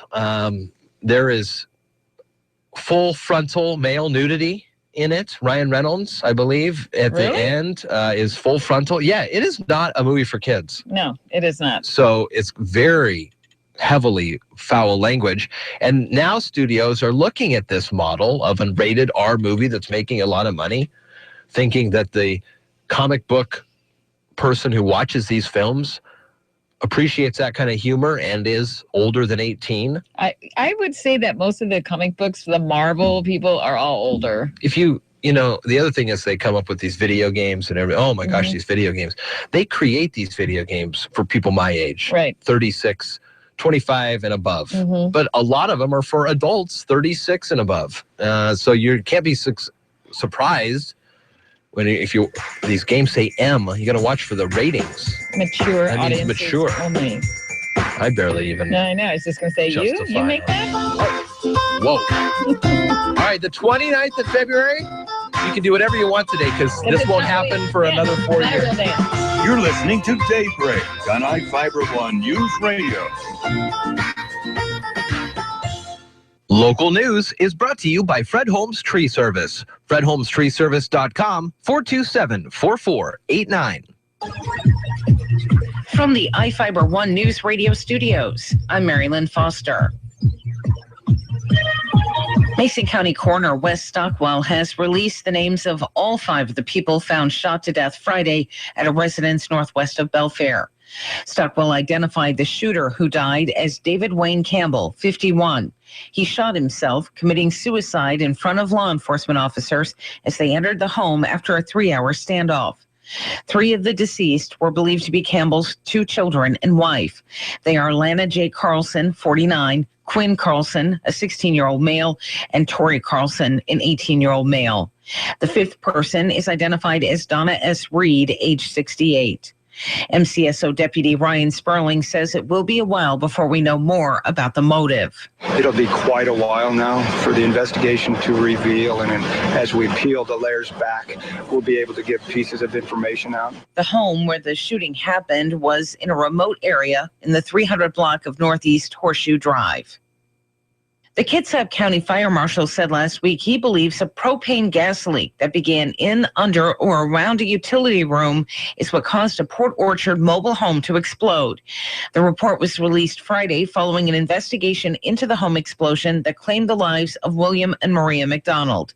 At approximately 4 a.m. last Tuesday morning, the concentration of propane reached its explosive limit and was ignited by an as-of-yet unidentified source. The subsequent explosion destroyed the home and ignited a fire in the remaining debris and attached garage and storage structures. A funeral mass is being planned for the McDonalds at St. Gabriel Church in Port Orchard on March 5th. A reminder that Cascade Natural Gas crews working on relocating a natural gas line will cause delays on State Route 3 in Shelton beginning today. Drivers on South First Street may experience delays caused by alternating one-way traffic between 7 a.m. and 5:30 p.m. until the project is complete in late March. As an alternative route, you can take Johns Prairie Road to State Route 3 to Bremerton. Mason County Sheriff Casey Salisbury recognized former Mason County Detective Bill Adam for his services to the sheriff's office in the county. Adam retired from the Mason County Sheriff's Office a month ago and immediately began working at the Washington State's Attorney General's office as a senior investigator. Bill Adam received recognition from the sheriff for 15 years of service as a detective investigating and assisting in bringing homicides and internet crimes against children to justice. Adam built up the Mason County Sex Offender Identification and Public Notification Program, which later became the model for the state. For iFIBER ONE News Radio, 1030 KMAS and FM 103.3, I'm Mary Lynn Foster. Wonder what the outrageously energizing experience of Mountain Dew Kickstart is like? Well, it's like a combo of 3 awesome things. Dew, juice, and caffeine rebooting your entire personal operating system. Mountain Dew Kickstart is in position for consumption. Release the Mountain Dew Kickstart. Mountain Dew Kickstart released. Experiencing a charge of Mountain Dew Kickstart now. Mountain Dew Kickstart operation successful. Roger that. Get charged up with Mountain Dew Kickstart. Now in 4 energizing new flavors like Midnight Grape. It all starts with a kick. The craziness is returning to the kennel. Wiltshire behind his back with a dribble, and he scores. Got Kornowski to his left, pulls up, shoots, scores, and a foul. Zags basketball from IMG. Corners, Nelson driving baseline and a two-handed throw down zone. Oh my goodness, Silas Nelson. From tip-off to the final buzzer. And throws it down with 2 hands. Follow the action all season long on your home for Bulldogs basketball, the Gonzaga IMG Sports Network. Mavs show no mercy. Hi, everybody. Dave Packer reporting on sports. The Dallas Mavericks defeat the Minnesota Timberwolves 128-101. Chuck Cooperstein with the call on KESN as J.J. Barea tosses it to Dwight Powell for the dunk. Barea at the left wing. Barea turns the corner, pick and roll. Powell to Renez! Spikes it! A posterization of Zach LaVine and Adrian Payne to the rim. Deron Williams led the Mavs with 25 points. Golfer Jason Bone's medical issue over the weekend turned out to be more serious than originally thought. A mild heart attack resulted in Bone needing a stent due to a blockage in his artery. His agent, Justin Richmond, released a statement saying the golfer was resting comfortably and in good spirits. On the ice. And it's won by the Bruins. McQuaid fell down center point. Here's a breakaway. The other way. And along Callahan with Killorn. In front Killorn. Back for Callahan. Score! A beautifully executed 2-0. And it's 2-1 Lightning. David Mishkin with the call on 970 WFLA as Ryan Callahan scores a goal over the Boston Bruins. Tampa Bay Lightning wins 4-1. The Anaheim Ducks beat the Los Angeles Kings 4-2. Corey Perry with the hat trick. Here's an opportunity for Raquel to make play in front. Loose there. Perry shoots. Save quick. Another whack down and score. Steve Carroll with the call on KLAA. In baseball, players are getting ready for the upcoming season. During spring training, Washington Nationals outfielder Bryce Harper tells ESPN what his goals are for this year. I just want to get better. I just want to stay healthy and do things I can to, further myself, but to further this team. And, at the end of the day, it's all that matters is trying to win ball games and doing things you can to, hopefully get to that next level of playing the playoffs and doing things you can. Harper is coming off a hot 2015 season after winning the National League MVP award. In NASCAR, Jimmy Johnson snatches his 76th career win, tying Dale Earnhardt. They're both tied at 6th for the most wins of all time. Dave Packer, ABC Sports.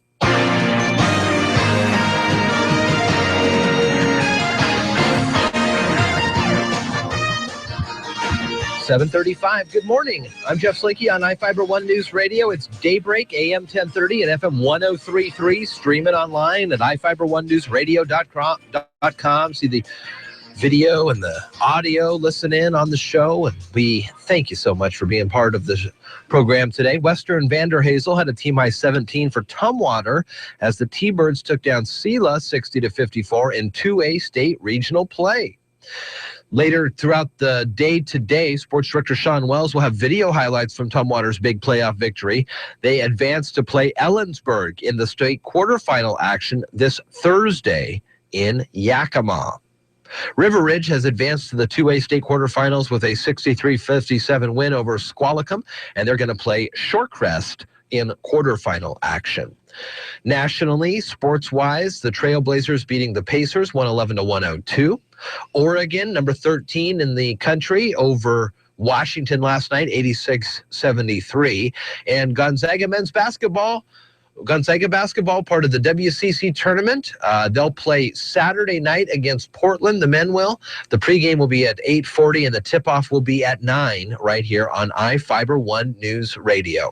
It's 7:36 now, and taking a look at the South Sounds forecast, here's Carol Gardner. Good morning. It's 41 with some light rain. We'll have rain throughout the day, then more cloud in the afternoon. You might see some sun peeking out. It's going to reach a high of 53. Overnight, we're going to have more rain, and then it's going to be that way for the next couple of days, but our temps will stay in the mid-50s. Right now, it's 41. Now, from the iFIBER ONE News Radio studios, it's Daybreak. Providing local news, sports, weather, and interviews to the South Sound's most important people. You, from business leaders to politicians, from activists for change to advocates for the poor. Your neighbors and newsmakers are here on Daybreak.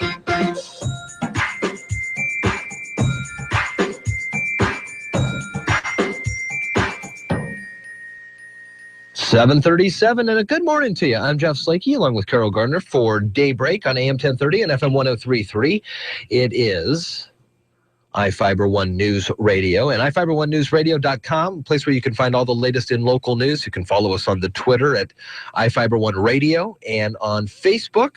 Still with our FCC call letters at 1030 KMAS. Facebook.com is where you can find us. Officials are seeking input from the public on plans for the 260-acre Capitol Lake in Olympia and Tumwater. The Olympia reports that plans for the man-made reservoir include keeping it as a lake, turning it back into an estuary, or having it become a hybrid of both.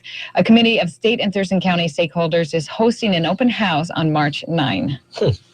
I wonder what it would look like as an estuary. I wonder if anybody's drawn those. I think so, because I remember that they went through this process already. So when we're talking about Capitol Lake, are we talking about the area near the old brewery that flows into the first part of Capitol Lake, and then there's that train tracks at Marathon Park, and then there's the second Capitol Lake there that's...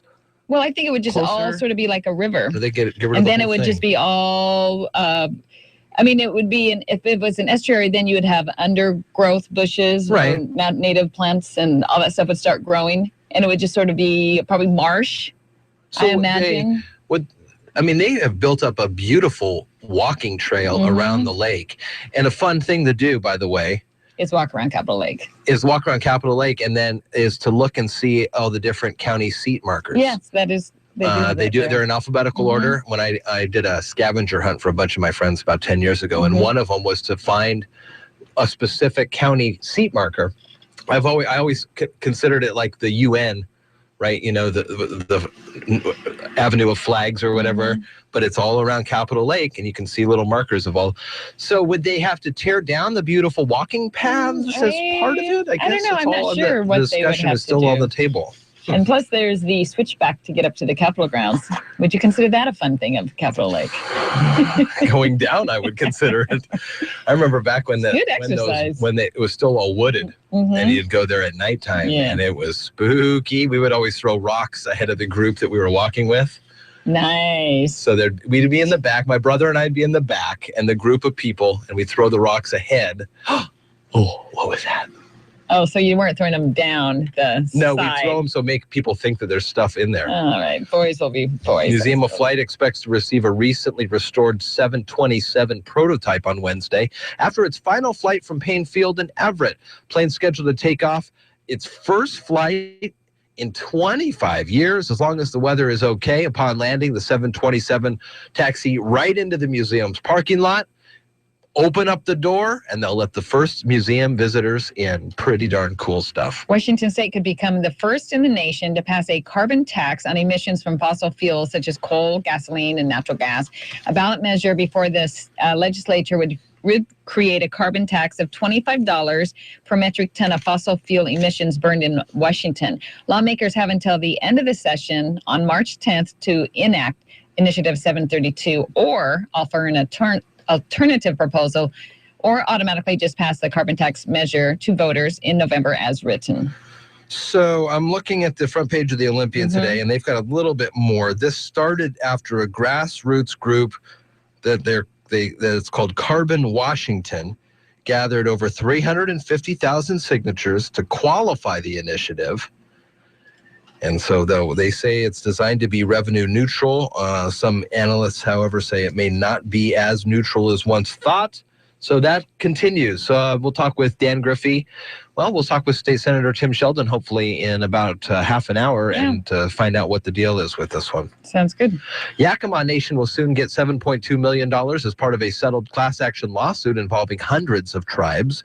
The Yakima Herald Republic reports the $940 million settlement approved in an Albuquerque, New Mexico district court, finalized by the Obama administration, and this then ends 25 years of dispute over insufficient payments to tribal agencies.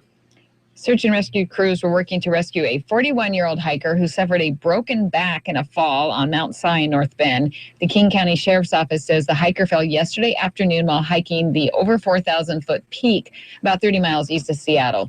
King reports that the high winds prevented a helicopter crew from hoisting the hiker out.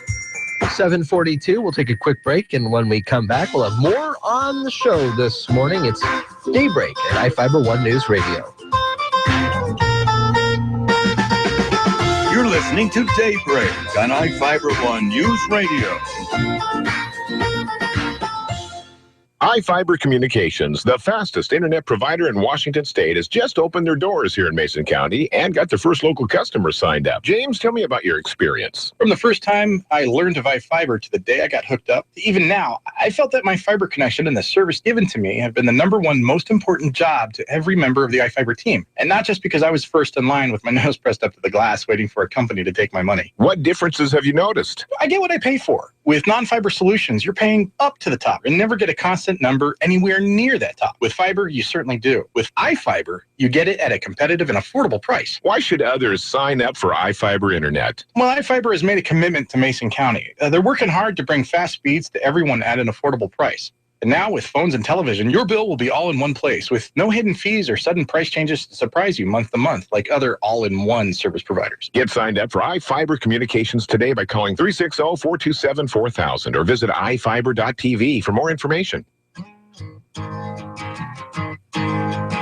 Hi guys, Kat here with iFIBER ONE Newsradio. What if I told you that radio advertising is far more effective than print media? Think about all of your customers driving to work, appointments, or events, all the while listening to the radio. Imagine your commercial airs on iFIBER ONE Newsradio and the customer decides, hey, I'm right by there. I'm going to go check it out. Radio captures you and literally speaks to you and your customers several times a day. This enables you to build a unique message that reminds your customers what you have to offer. Remember, your customers can either drive to you or through you. And here at iFIBER ONE Newsradio, we want to direct customers to you. Being the only talk radio formatted station in the entire South Sound region, we have an entire new market for your business to advertise in. As your sales lady, I take pride in providing your business with the best advertising because I want your business to succeed. So call me today at 360-463-2558 and ask for Kat. Has this ever happened to you? Your significant other says, we've got to redo the kitchen, and you break out into a cold sweat? Well, don't worry. It's a common condition, something we call needless remodeling anxiety, and we've got the cure. Heck, we are the cure. Hi, I'm Tom Kreitler. And I'm Leslie Segretti. Whether you do it yourself or direct it yourself, we can help you keep your project on track and on budget. So join us this weekend for the Money Pit Home Improvement Radio Show. Saturdays at 10, Sundays at 7 on iFIBER ONE News Radio. The craziness is returning to the kennel. Wiltshire behind his back with a dribble, and he scores. Got Karnowski to his left, pulls up, shoots, scores, and a foul. Zags basketball from IMG. Corners, Nelson driving baseline and a two-handed throw down dunk. Oh my goodness, Silas Nelson. From tip-off to the final buzzer. And throws it down with two hands. Follow the action all season long on your home for Bulldogs basketball, the Gonzaga IMG Sports Network.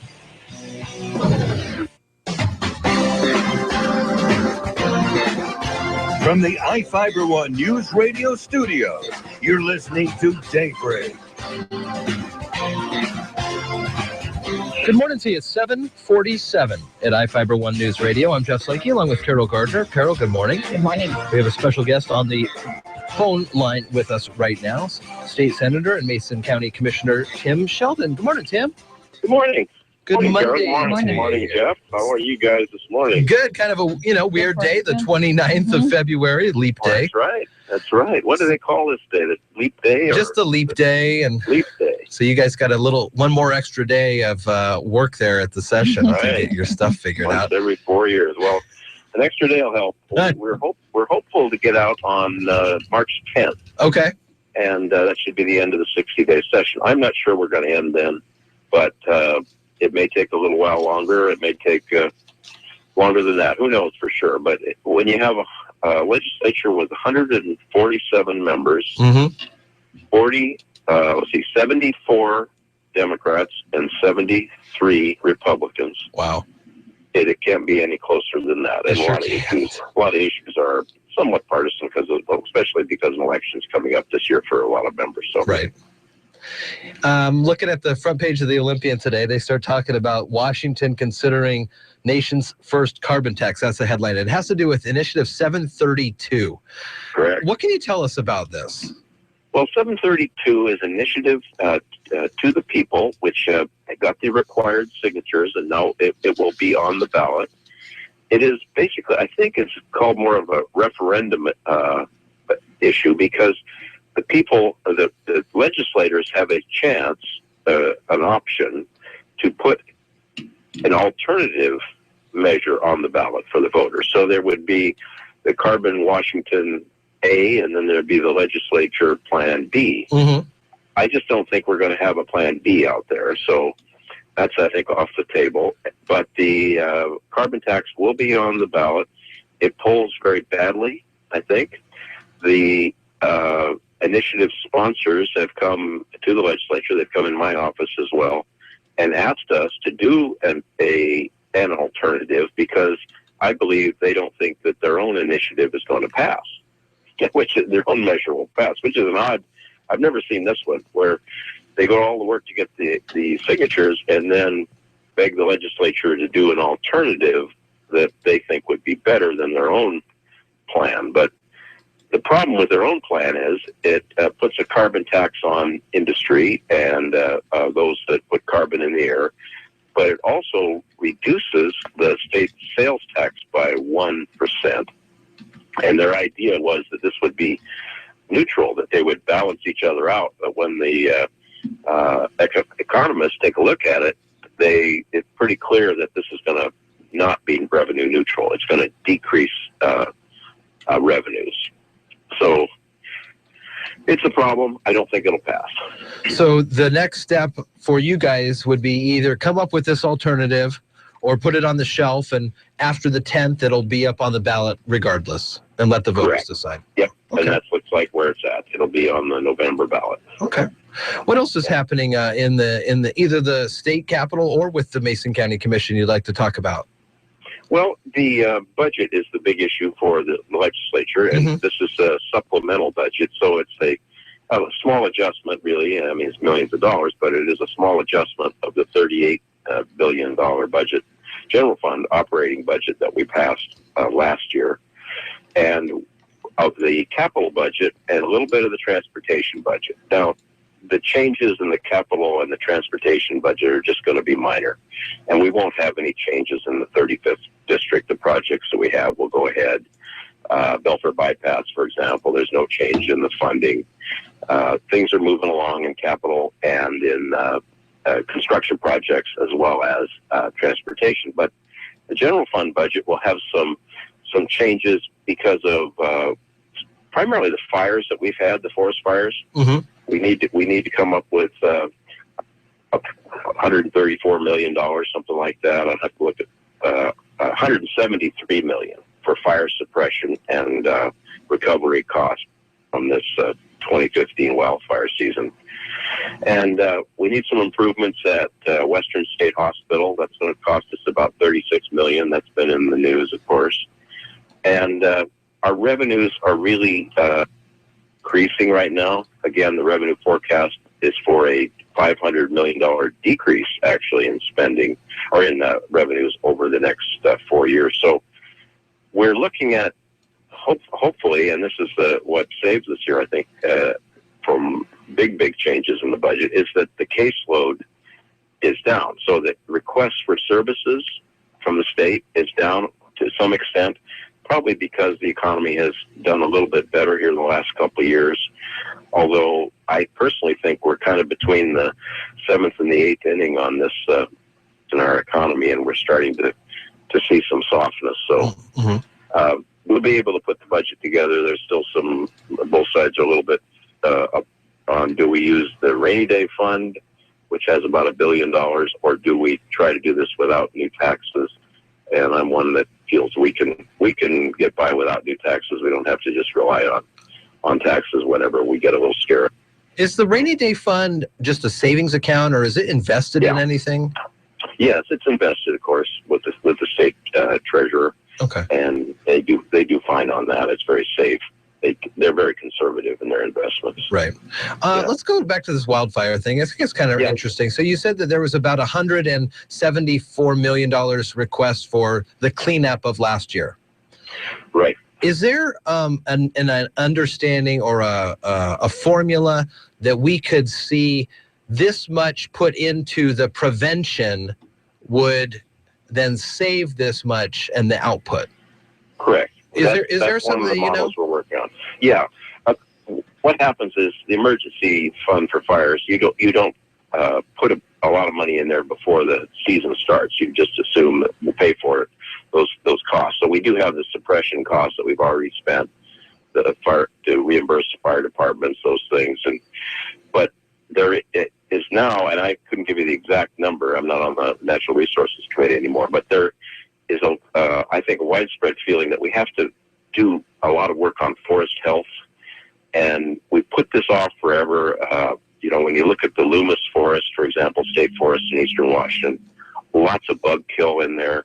It's very dry over, obviously, east of the mountains, and it's just waiting for a big fire to happen. So the theory for years, and now finally the state's catching on, you have to go in, and the federal government catching on, you have to go in and do some prescriptions. You have to do some controlled burns. You have to take out some of the dead timbers, some of the snags, and get away from what they have, the ladder effect. So when the fire is coming through low in eastern Washington, the grasses, if you've got a lot of dead limbs on trees, it just starts into the top, and then with a little wind, it'll crown and move through the forest. It's just impossible to stop. So I think this budget will have some forest health money, a lot more than has been allocated in the past. People do realize, though, this little preventative maintenance will go a long way. It will. It's even up at Lake Cushman, for example, the area up there. You look over the Tahuya side. You need to keep firewood away from leaning on the house. You don't want to have structures that are close to material that can catch fire easily. And you need, if you can, a good sprinkler system and for your own protection sometimes, and good roads as well to get fire trucks into your property. So there's a lot of things we can do. One of the programs is called Firewise, and I think it's a real good program to give people ideas on how to prevent fire and losses of personal property. 7:55. You've got a week from Thursday, Tim, to get this thing all wrapped up, March 10th. You can find Tim's website, timsheldon.src.wastateledge.org is one of the sites that you can find Tim Sheldon and the things that he's been working on. We'll talk again Monday, the 7th. How's that sound? Sounds great, Jeff. Thank you very much. Good to hear from you, Tim. 7:55 at iFIBER One News Radio. The Old Farmer Almanac is coming up next, and after that, we'll get things ready for the 8 o'clock hour, including an ABC News update for you. Marilyn Foster has updated information on the tragedy that started Friday morning and lasted through much of the day on iFIBER1NewsRadio.com. You're listening to Daybreak on iFIBER One News Radio.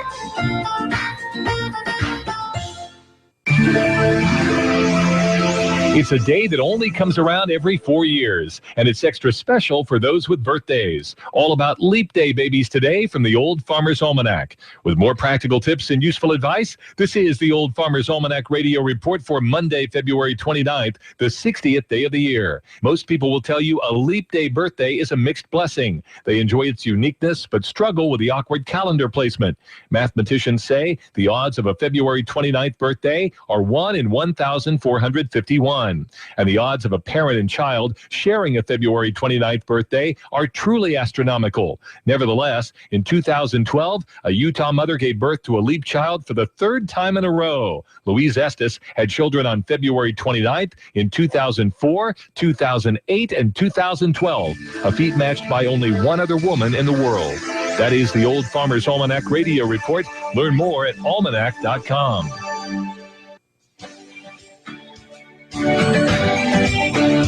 From the iFIBER One News Radio studios, you're listening to Daybreak.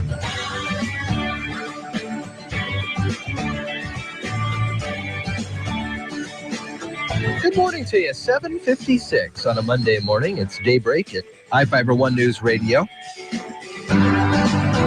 AM 1030 and FM 103.3. Good morning, Carol. What are you checking out here? Well, I was hoping for different news, but Carol gets a tweet on her phone or whatever. Tom Brady, ... She goes, oh, finally. Yeah, something. We got something to stick on this good. guy.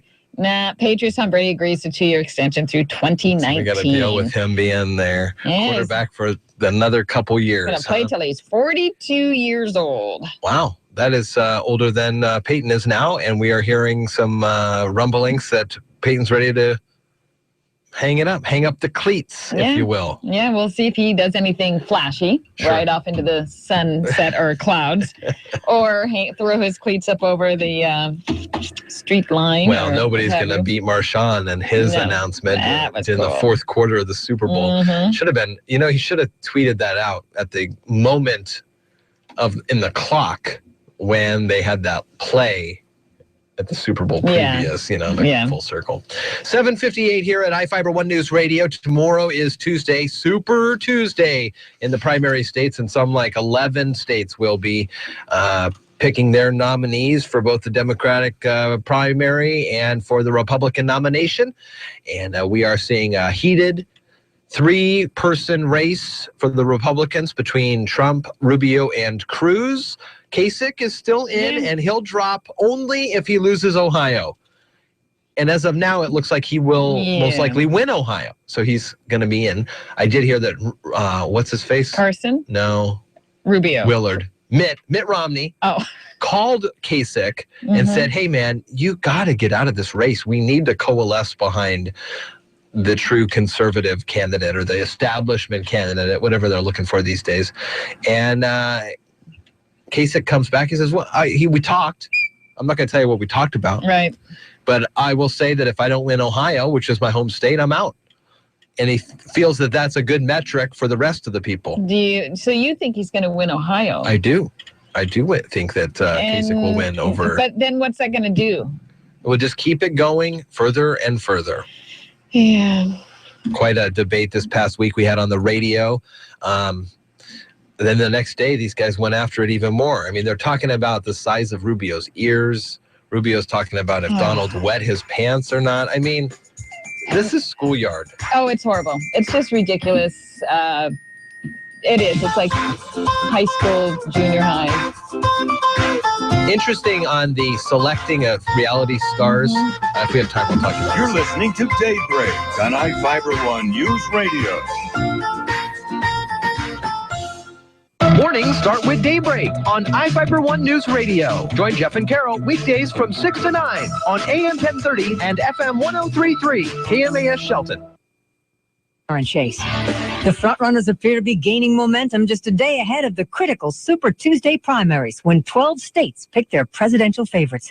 ABC's Mark Remillard has a look at their chances. Both frontrunners have won 3 states and head into Super Tuesday with momentum, and strong performances could start writing their tickets to the nomination. Republican frontrunner Donald Trump continues to push the ceiling as a new CNN ORC poll finds he has a towering lead with 49% of Republicans behind him. That's more than the other 4 candidates combined, and he leads second-place Marco Rubio by more than 30 points. Meanwhile, Hillary Clinton is pulling away from Bernie Sanders 55 to 38%. Mark Remillard, ABC News. Chris Rock called Hollywood to the red carpet for its lack of diversity as he hosted the Oscars last night, calling it the White People's Choice Awards, and adding if hosts were nominated, he wouldn't even be there. ABC's Chris Conley says it was a tough performance. For Chris Rock, it had to be an all-eyes-on-me moment. Enormous pressure with so much anticipation in the Dolby Theater around the world, deep feelings. And then he took on this controversy with nuance, discernment, historical perspective, and no one got a free pass. Fellow actors gave Leonardo DiCaprio a standing ovation when he was named Best Actor for his role in The Revenant. Brie Larson won Best Actress for Room, and the Best Picture went to a surprise winner. And the Oscar goes to Spotlight. Apple CEO Tim Cook got a standing ovation at his first stockholder meeting since his company refused the FBI's request to unlock the iPhone of a terrorist. Apple holds its next big event March 21st, a week later than initially planned. It could unveil smaller iPhones and iPads and new Apple Watch bands. Gunfire erupted at a Sunday church service in Dayton, Ohio, prompting the usher to shout, "Get down!" The pastor was shot and killed. His brother is charged with his murder. Family members say he has a history of mental illness. This is ABC News. QL1, this is Control. Does Rocket Mortgage require me to fill out a bunch of paperwork? That's negative Control. Rocket Mortgage by Quicken Loans is the first on-demand mortgage machine that quickly and seamlessly imports your financial data. You can go through the entire mortgage process on your own and completely online. Copy that, QL1, but if I wanted to speak to someone, do you think they're out there? They're out there, all right. I've made contact before. In fact, according to JD Power, they've provided award-winning client service for 6 years in a row. Roger that, QL1. It's nice to know they're out there, wherever they are. Detroit Control. They're in Detroit. Over. 3, 2, 1. Rocket Mortgage at QuickenLoans.com. Push button. Get mortgage. Rocket. Visit for cost information and conditions. Equal housing lender. Licensed in all 50 states. NMLSconsumeraccess.org number 3030. A Navy SEAL today will become that military branch's first living Medal of Honor recipient in decades. ABC's Megan Hughes has his heroic story. President Obama will honor Navy SEAL Edward Byers at a White House ceremony for the rescue of an American hostage in Afghanistan in 2012. In a video on the Navy Times website, Byers described the effort to save American doctor Dilip Joseph. Byers shielded the doctor with his body while fending off Taliban guards. He'll become the 6th Navy SEAL in history to receive the Medal of Honor, the military's highest award for valor. Megan Hughes, ABC News, Washington. It'll be a whole new ball game for Major League players who chew tobacco this year, since a growing number of ballparks are banning it, including stadiums in San Francisco, L.A., Boston, and New York. The news is being spread to players in a one-page letter from the league and the Players Union. Washington Nationals manager Dusty Baker, once a frequent chewer, has cut back in recent years, saying it's a bad influence on children. Karen Chase, ABC News. Local news is brought to you by Fred Holmes Tree Service. FredHolmesTreeService.com, 427-4489. From the iFIBER One News Radio studios, I'm Mary Lynn Foster. Mason County Coroner Wes Stockwell has released the names of all 5 of the people found shot to death Friday at a residence northwest of Belfair. Stockwell identified the shooter who died as David Wayne Campbell, 51. He shot himself, committing suicide in front of law enforcement officers as they entered the home after a 3-hour standoff. 3 of the deceased were believed to be Campbell's 2 children and wife. They are Lana J. Carlson, 49, Quinn Carlson, a 16-year-old male, and Tori Carlson, an 18-year-old male. The 5th person is identified as Donna S. Reed, age 68. MCSO Deputy Ryan Sperling says it will be a while before we know more about the motive. It'll be quite a while now for the investigation to reveal, and as we peel the layers back, we'll be able to get pieces of information out. The home where the shooting happened was in a remote area in the 300 block of Northeast Horseshoe Drive. The Kitsap County Fire Marshal said last week he believes a propane gas leak that began in, under, or around a utility room is what caused a Port Orchard mobile home to explode. The report was released Friday following an investigation into the home explosion that claimed the lives of William and Maria McDonald. At approximately 4 a.m. last Tuesday morning, the concentration of propane reached its explosive limit and was ignited by an as-of-yet unidentified source. The subsequent explosion destroyed the home and ignited a fire in the remaining debris and attached garage and storage structures.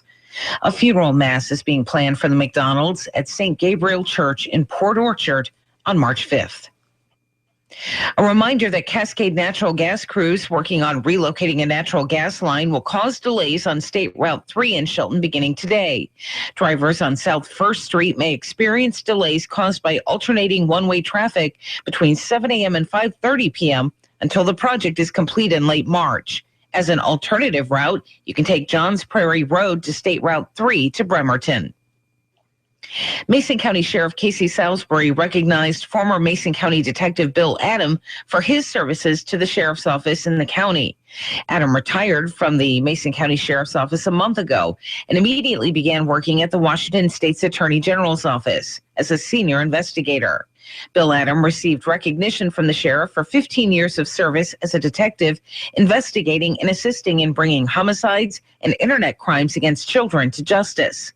Adam built up the Mason County Sex Offender Identification and Public Notification Program, which later became the model for the state. For iFIBER One News Radio, 1030 KMAS and FM 103.3, I'm Marilyn Foster.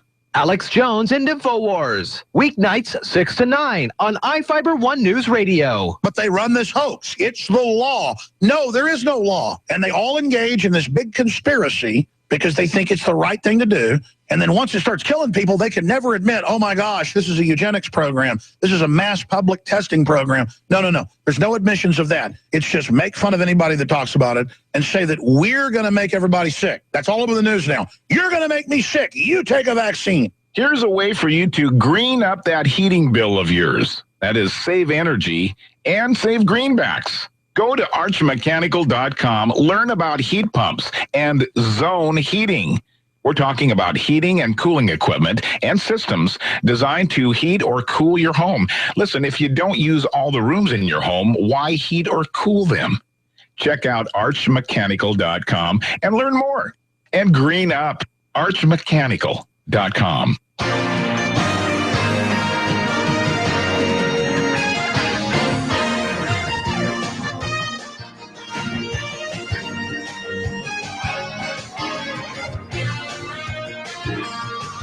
Good morning. It's 8:08 on the 29th of February, Leap Day 2016. I'm Jeff Lakey, and we're looking at sports for sure. And good morning. Hope you had a wonderful weekend. Western Vanderhazel, team high 17 for Tumwater. T-Birds took down Selah 60-54 in 2A state regional play. T-Birds advanced to play Ellensburg in state quarterfinal action this Thursday. They'll be playing in Yakima. Be sure to check out the website later today as Sports Director Sean Wells will have video highlights from Tumwater's big playoff victory. River Ridge has advanced to the 2A state quarterfinals with a win over Squalicum. They're set to play Shorecrest in quarterfinal action as well. Trailblazers beat Pacers 111-102 yesterday, and Gonzaga men's basketball will be part of the WCC tournament.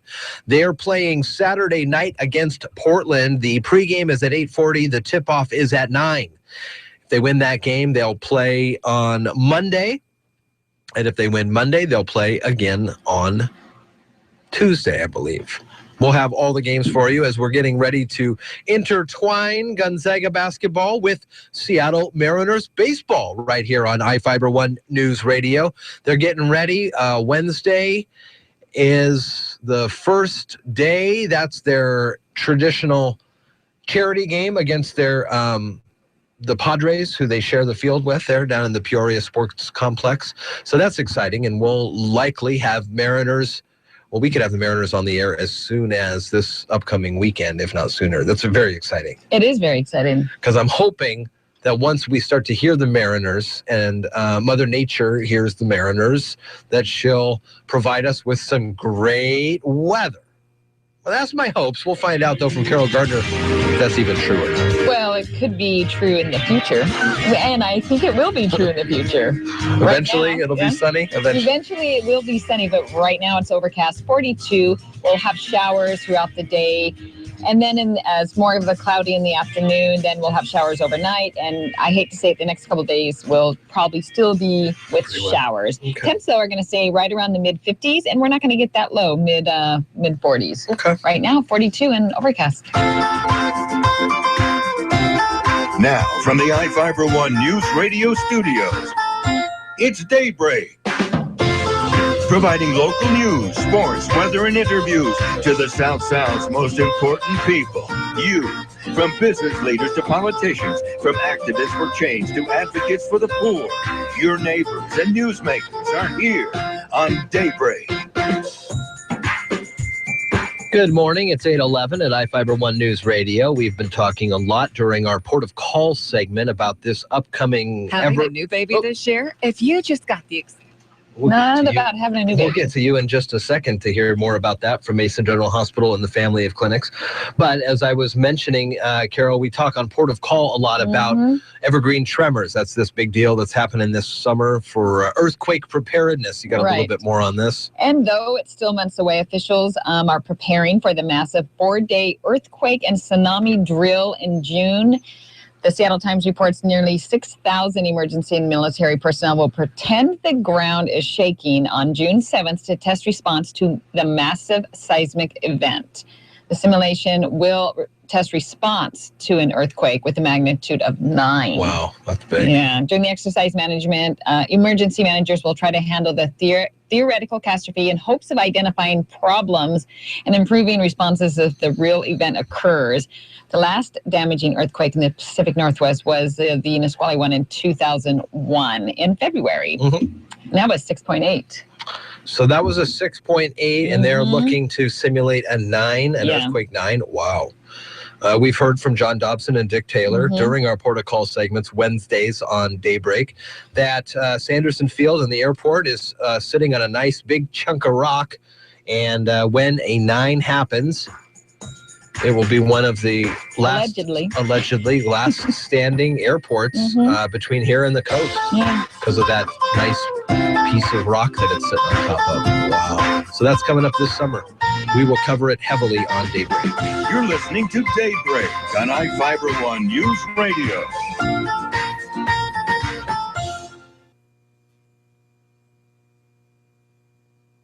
Hi, everyone. This is Mark Tobert, your advertising consultant from iFIBER One News Radio.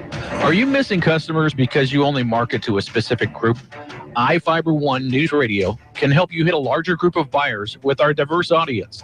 We are 24 hours of local and national breaking news, award-winning talk radio, and primetime sports, including local high school sports. What does this mean to you? This means our listeners listen longer to entire programs and don't switch to another station when a commercial comes on. Our coverage in the Puget Sound area hits over 500,000 listeners, including Mason County, Thurston County, Grace Harbor County, King, Pierce, Joint Base Lewis McCourt, and Kitsap County to the Bremerton Naval Base. All advertising is 100% tax deductible. So how can you afford not to advertise? Call me, Mark Tobert, at iFIBER One News Radio to become a total audience plan advertiser. Just call 360-426-1030. Having a new baby this year? If you just got the exciting news, Mountain View Women's Health has some more good news for you. The best prenatal and delivery care you could ask for is close to home and family. Mountain View Women's Health and the Birth Center at Mason General Hospital offer excellent care to make your prenatal and birth experience wonderful. Among the many great features is the personalized birthing plan that includes your choice of pain management from epidural to natural birth. For more information, call Mountain View Women's Health at 426-0955. Mason General Hospital and family of clinics. Equal opportunity provider. Translation services provided. Mason General and family of clinics. Understanding your finances is a key to a strong financial future. Don't be the one who gets left behind. Visit feedthepig.org for tools and tips to get started on the path to financial stability. This message brought to you by the American Institute of CPAs and the Ad Council.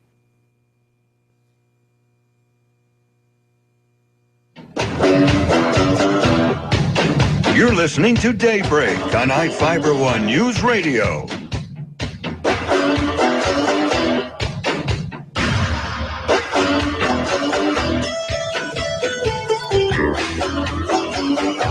Good morning. It's 8:16 at iFIBER ONE News Radio. I'm Jeff Slakey, along with Carol Gardner, and a good morning to you.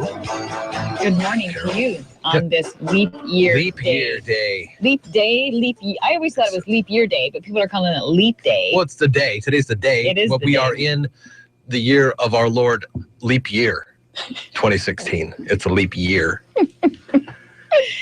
In the leap year, and it is the leap day. It's not really a real day, but if you were born on this day, you'd be turning 21 if you're 84. But you're really 84. Yeah. Man, long time coming. You get to go to the bar now. So, like, is that when 84? So is that when Prohibition ended? So, like, just when you were born, they do the Prohibition. They go, well, you can drink when you're 21. Yeah. Huh? In 80 years. Yeah. 8:16 at iFIBER ONE News Radio. It's Daybreak, AM 1030 and FM 103.3. You familiar with the band Cream? Yes. Cream of the Crop. Ginger Baker was the drummer. Eric Clapton and Bruce Smith was the third person. I don't know who it was. I forget. The ex-Cream drummer Ginger Baker, who is in an amazing documentary about himself being such a firebrand. The first scene of this documentary shows him hitting the documentarian with his cane, and it just goes from there. Ginger Baker canceled his upcoming tour dates, serious heart problems. This was on Facebook over the weekend. To all fans, it's with great sadness announcing the cancellation of the shows. Ginger's doctors have insisted that he have complete rest. He was living, I think, down in Africa for a while. Yeah, if you're a fan of Cream or great rock drummers, this is an amazing documentary. Ginger Baker, part of the big band Cream there. 8:17 at iFIBER ONE News Radio. It is Daybreak here, and throughout the rest of the week and month on Daybreak, it's March being National Nutrition Month. So we've set up some great interviews to talk about the health of the community, the types of foods that we're eating, nutritious or not. And we're going to talk with Joe Sanchez from Mason County Public Health this Thursday about how the county's involvement with nutrition. We're going to talk with Jeannie Raywalt about how nutrition plays a big role in the schools, including what they're offering up for the kids and the SNAP Ed program and stuff like that. And we're going to wrap up the month talking about nutrition when it comes to our dogs with Adopt-A-Pet. Right. Here in the county. And those are going to be on Thursdays in the 8 o'clock hour. Is that, or 7 o'clock hour? 7:45 Thursdays is when we're going to have those conversations. Those. Yeah, it's going to be really fun. This Wednesday is Empty Bowls, Wednesday evening. There's a lot going on here. Lynn Longett coming up in about a half an hour here on iFIBER ONE News Radio's Daybreak. You're listening to Daybreak on iFIBER ONE News Radio. The Chad Benson Show. You want to be a billionaire? You find where there's a problem. Then you create a solution to said problem, but you don't cure it. It's not the end all to be all. You continually have to have it. If it's a disease, there's no money in the cure, there's money in the disease. You Democrats, it's about getting voters, just like for the Republicans. The Chad Benson Show. The Chad Benson Show, live weekdays, 3 to 6 on iFIBER ONE News Radio. The craziness is returning to the kennel. Wiltshire behind his back with a dribble, and he scores. Got Kornowski to his left, pulls up, shoots, scores, and a foul. Zags basketball from IMG. Corners, Nelson driving baseline and a two-handed throw down dunk. Oh my goodness, Silas Nelson. From tip-off to the final buzzer. And throws it down with two hands. Follow the action all season long on your home for Bulldogs basketball, the Gonzaga IMG Sports Network. Say, what's for lunch? Breakfast. No, what's for lunch? Oh, yeah, breakfast. Breakfast for lunch? Yep. Then what's for dinner? Breakfast is. I thought you said breakfast was for lunch. Oh, I totally did. But now you're saying breakfast is for dinner. Oh, yeah, I am. So, wait, is lunch for breakfast? No, breakfast is for breakfast. With McDonald's all-day breakfast menu, which includes the Egg McMuffin, hot cakes, and hash browns, any time is delicious breakfast time. Man, I'm heading to McDonald's. Have a good afternoon. Don't you mean good morning? I do now. McDonald's all-day breakfast menu varies by location. Introducing McDonald's Signature Crafted Recipes. We're talking bold sandwiches featuring authentic ingredients. What? You know it, like the guacamole made with Haas avocados in the Pico guacamole recipe. Wow. Barbecue sauce made with Vidalia onions in the sweet barbecue bacon recipe. Nice. And bacon with maple seasoning in the maple bacon Dijon recipe. Amazing. Try them on chicken or beef. I want to try them all. It's a new way to enjoy McDonald's. Create your signature crafted sandwich today at participating McDonald's.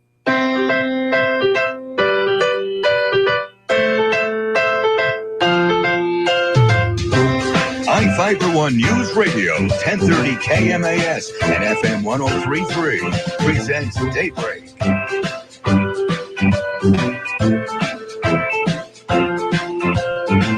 $8:21 at iFIBER ONE News Radio. Daybreak, good morning to you. I'm Jeff Lakey and Carol Gardner. Carol, you've got some recreation information for us. I do. We have razor clam digs going all the time. They have to be approved first. So the latest one is approved at Mo Crocs, and it's going to extend the Long Beach dig also through March. So this Saturday, March 5th through the 8th, Mo Crocs, there are going to be some evening digs. Oh, cool. And then also they're extending the Long Beach one to run through the end of March. So head on out to the ocean. Yeah, there's several days that you can get some low tides at Long Beach. So you will be able to find that information on our website. Plus, we have links to the Washington Department of Fish and Wildlife, so you can check out what you need to do. You do have to get a fishing license to dig for razor clams. Okay, under the recreation tab. 8:22 on this February 29th. It's a leap day on this leap year. They say every 4 years we have to add a day because basically it takes 365.25 days to go all the way around the sun, but you can't have those quarter days. So every 4 years we add the quarters up, and that is to give us an additional day. Why in February, you may ask? Well, all the other months have 30 or 31, but February lost out a while ago, talking about Roman Emperor Caesar Augustus. Under his predecessor, Julius Caesar, February had 30 days, so it's just fine. The month named after him, July, had 31. August only had 29. Then Augustus came in, and he's like, wait, I want 2 days more on the month with my name, August. And so they took him away from February, and that's why there are only 28 days in February. Here's a weird one. Did you ever hear about this?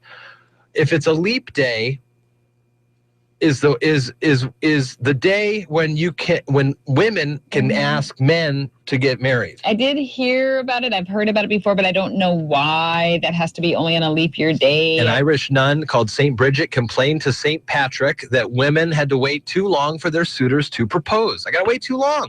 St. Patrick then supposedly gave women the chance to ask the question every 4 years. Gee, thank you. Yeah, Better be thanking me. Tradition not thought to have become commonplace, though, until the 1800s. Pretty interesting there that's one of the things. And some of the other famous folks born on this day, with the odds being 1 in 1,461. Pope Paul III, which was a 16th century pontiff. Not many famous people. Ja Rule, you know the rapper Ja Rule? Do you really? No. And then Tony Robbins. Tony Robbins, the motivational speaker guy. Interesting. Today is his birthday. It is. So we listen to the news all the time. And it's really high political season. Political stuff. So this morning or Sunday morning on, I believe it was CNN, Trump was on, making the rounds, and the Ku Klux Klan leader David Duke came out and supported Donald Trump. So then he was asked if he knew this David Duke, and if he, what about the supporting, do you want to take his support? And he's like, I know nothing about David Duke. So later, he says it was a very bad earpiece, and he really didn't hear what the guy was talking about. Whoa. After he got major flack on social media about this. Because he didn't initially push back. Right. He didn't say David Duke. Yeah, he didn't say, I don't want anything to do with these Ku Klux Klan people. He just said, I don't even know who this David Duke is. And he kept saying he's the head of the Ku Klux Klan. A lot of people know David Duke. Yeah, and then he also said, besides the point that it's David Duke, what about the Ku Klux Klan? And he's like, well, these groups, send me a list of these groups that you think are supporting me, and then I'll have my people research them. And I'm just like listening to this guy. You can't just make an answer on that. Can't you just make an answer on the air right now? Joe Scarborough is on MSNBC Morning Joe's. He says it's a disqualifier for him to not talk about it. It's going to be really interesting. Again, they pushed him pretty hard at that Thursday night debate. And throughout the weekend, it has been full tilt to get this nomination. And the people are trying to figure out any way possible to get Trump out of there. But it looks... If you're looking at these numbers, the numbers by tomorrow night, I don't know what the final state is tomorrow during Super Tuesday, but by tomorrow night, about 8 o'clock our time, this whole thing could be wrapped up for the Republicans. And maybe the Democrats too. I don't know. See how long Bernie hangs in there. 8:26 at iFIBER ONE News Radio, and a good morning to you. I'm Jeff Slakey along with Carol Gardner for great conversations during Daybreak. Tomorrow, Dan Griffey, 35th District Representative, Toby Kevin will be in to talk about the evolution of Community Lifeline. Tomorrow as well, it's Dr. Seuss's birthday on Wednesday, and Heidi, the youth outreach person from the Timberland Regional Library here in town, is going to be on the air with us to talk about what the library is doing for Dr. Seuss's birthday. Also, Transit Talk with Terry Jeffries and the current interim general manager of Mason Transit Authority will be on the air with us. So we'll talk with those folks. Also, Port of Call and National Nutrition Month, as I mentioned, starts in March. And Joe Sanchez from Public Health will be here for that call. Speaking of nutrition, did you have breakfast this morning? I had my Cheerios every morning. Do you use sugar? Sugar on your Cheerios? Nope, just milk. Now I'm at coffee where it's just black. Yeah, so before, though, you used to add... Tons of sugar in my coffee, at least. But you're still soda. So we'll talk about that nutritional-wise. A lot of soda. Actually, I've kind of cut down a little. Just tastes so good. A nice ice-cold Coca-Cola. Come on. It's not being an advertiser or anything. I'm just saying it's delicious on any sort of day. We got the morning stock numbers calling in just a little bit here on iFIBER ONE News Radio at 8:28 on this leap day. Before that, though, we have to have a quick break. When we come back, Mary Lynn Foster will have the latest in local news. Edward Jones calls in to check our morning stock numbers, and ABC Sports. It's all right here on Daybreak.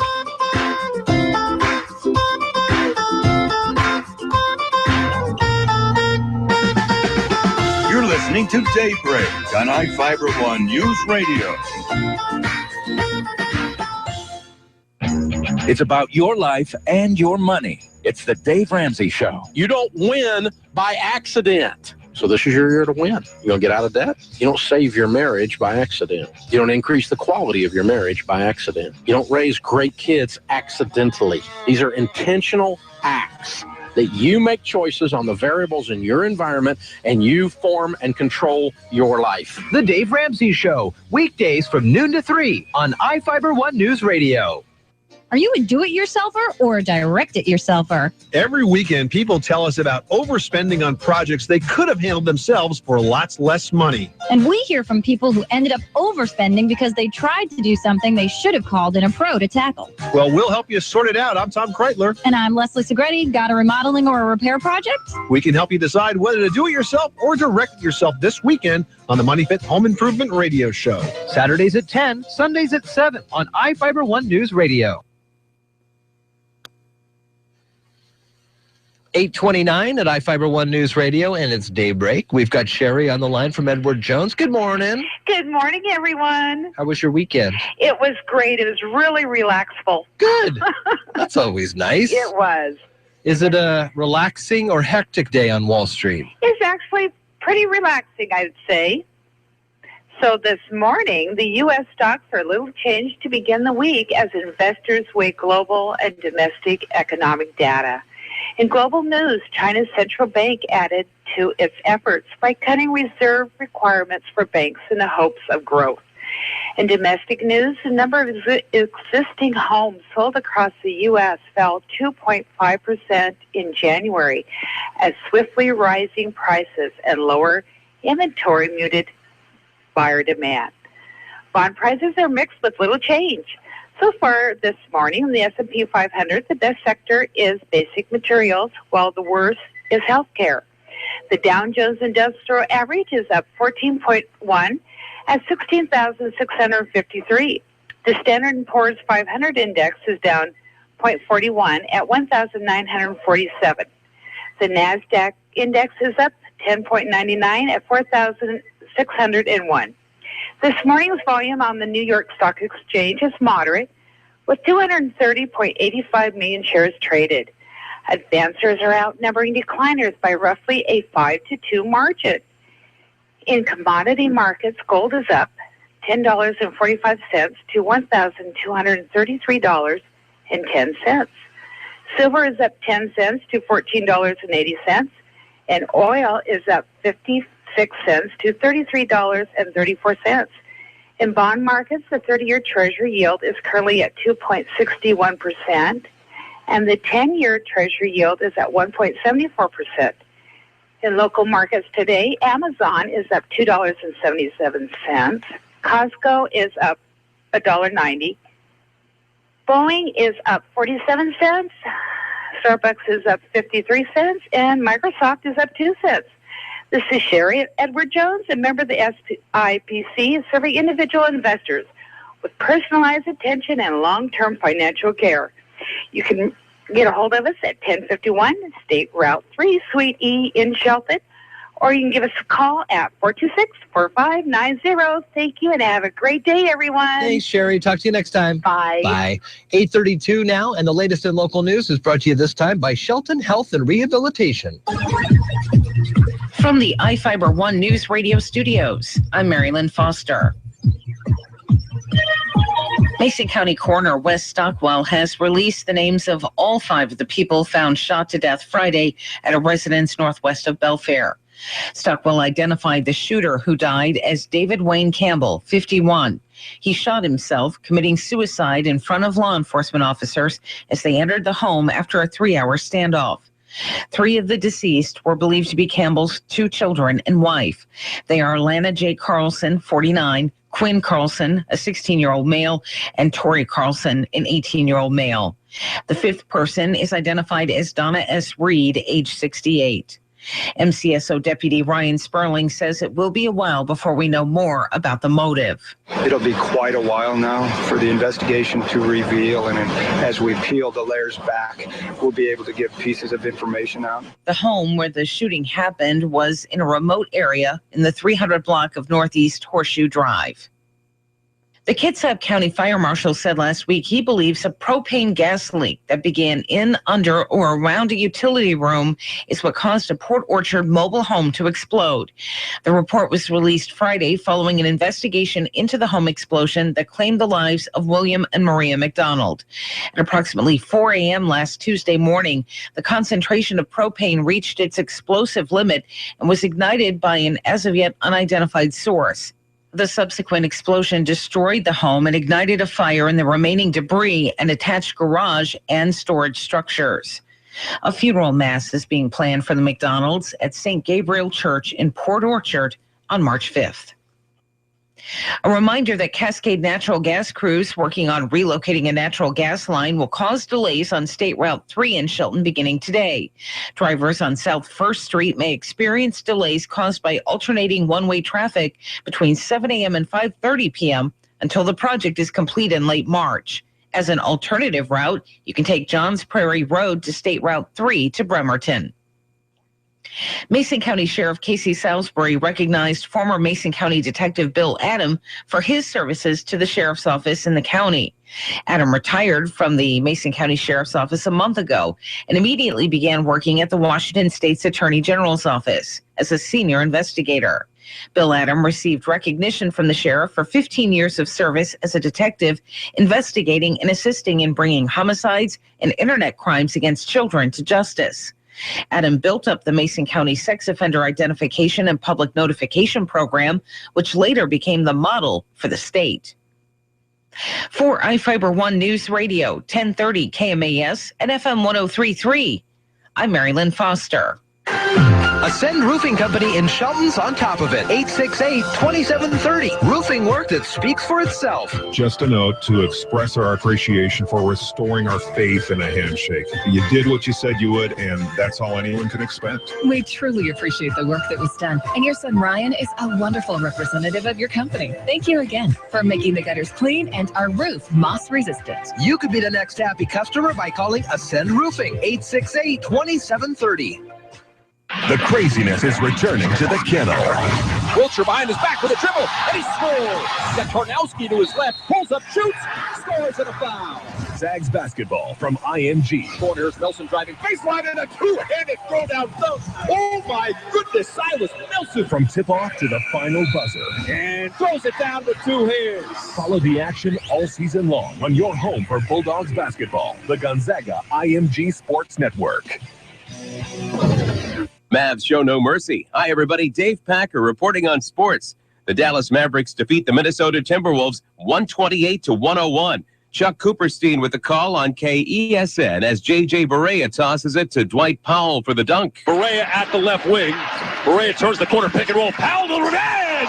Spikes it! A posterization of Zach LaVine and Adrian Payne to the rim. Deron Williams led the Mavs with 25 points. Golfer Jason Bone's medical issue over the weekend turned out to be more serious than originally thought. A mild heart attack resulted in Bone needing a stent due to a blockage in his artery. His agent, Justin Richmond, released a statement saying the golfer was resting comfortably and in good spirits. On the ice. And it's won by the Bruins. McQuaid fell down center point. Here's a breakaway. The other way. In alone Callahan with Killorn. In front Killorn. Back for Callahan. Score! A beautifully executed 2-0. And it's 2-1 Lightning. David Mishkin with the call on 970 WFLA as Ryan Callahan scores a goal over the Boston Bruins. Tampa Bay Lightning wins 4-1. The Anaheim Ducks beat the Los Angeles Kings 4-2. Corey Perry with the hat trick. Here's an opportunity for Raquel to make play in front. Loose there. Perry shoots. Save quick. Another whack down and score! Steve Carroll with the call on KLAA. In baseball, players are getting ready for the upcoming season. During spring training, Washington Nationals outfielder Bryce Harper tells ESPN what his goals are for this year. I just want to get better. I just want to stay healthy and do things I can to, further myself, but further this team. And, at the end of the day, it's all that matters is trying to win ball games and doing things you can to, hopefully get to that next level of playing the playoffs and doing things you can. Harper is coming off a hot 2015 season after winning the National League MVP award. In NASCAR, Jimmy Johnson snatches his 76th career win, tying Dale Earnhardt. They're both tied at 6th for the most wins of all time. Dave Packer, ABC Sports.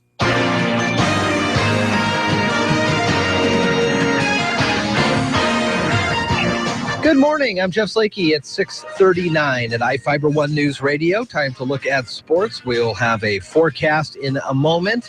And Lynn Longan from the Mason County Economic Development Council will be on the air with us at 8:45. High school basketball in the news. Western Vanderhazel had a team high 17 for Tumwater as the T-Birds took down Sela 60-54 in 2A state regional play. The T-Birds advanced to play Ellensburg in the state quarterfinal action this Thursday, and that will be in Yakima. Be sure to check out the website later today. Sports Director Sean Wells will have video highlights from Tumwater's big playoff victory. In addition, River Ridge has advanced to the 2A state quarterfinals, beating Squalicum, and they're set to play Shorecrest in quarterfinal action as well. Nationally, the Trailblazers beat the Pacers 111-102. Number 13, Oregon over Washington last night with Elgin Cook matching his career-high 26 points, 86-73. And Gonzaga wrapped up the regular season against BYU this past weekend. They're part of the WCC tournament that gets underway. They are slated to play Saturday night against Portland. Pregame at 8:40, tip-off at 9. It's 8:40 here at iFIBER ONE News Radio, and Carol Gardner has a look at the forecast. It's 43 and overcast. It'll be cloudy throughout the rest of the day with some rain. Later in the afternoon, we will definitely have a lot more rain. We're going to have a high of 53. Overnight low, not too bad. We're going to stay in the 40s. Tomorrow, it looks like rain mostly all throughout the day, and looks that way sort of the rest of the week. But for right now, we got just overcast and 43. Now, from the iFIBER ONE News Radio studios, it's Daybreak. Providing local news, sports, weather, and interviews to the South Sound's most important people. You. From business leaders to politicians, from activists for change to advocates for the poor, your neighbors and newsmakers are here on Daybreak. And good morning. It's 8:41 here at iFIBER ONE News Radio. I'm Jeff Slakey along with Carol Gardner. We hope you had a wonderful... How can the shopper work for you? Office supply. Not quite sure. I have to figure that out. It's interesting. All right. Mind of its own. Sorry about that. Little computer glitches this morning. That will happen on a Monday and... on a leap year day. Leap year day, nonetheless, at 8:42. I'm Jeff Slakey, and we are checking out some of the latest in News Minutes here. I am Jeff Slakey, and surprising to find out, there are no Starbucks in Italy. That is strange, sort of. Because it is sort of a coffee capital, isn't it? Right. Well, you would think Starbucks would want to get in there. Their plans to enter probably the most intimidating market yet. That's Italy. The coffee chain says the first Starbucks will open in Milan in early of next year, partnership with an Italian developer. Starbucks already has a presence in Europe, but has not seen the success it's seen in other markets like here. Italy expected to prove a challenge. Coffee, a deep part of the culture. Myriad of local shops that will compete to sell those espressos and cappuccinos and cappuccinos and all that kind of stuff. Machina or machina? It's 8:42. We'll talk about the EDC of Mason County next. You're listening to Daybreak on iFIBER ONE News Radio.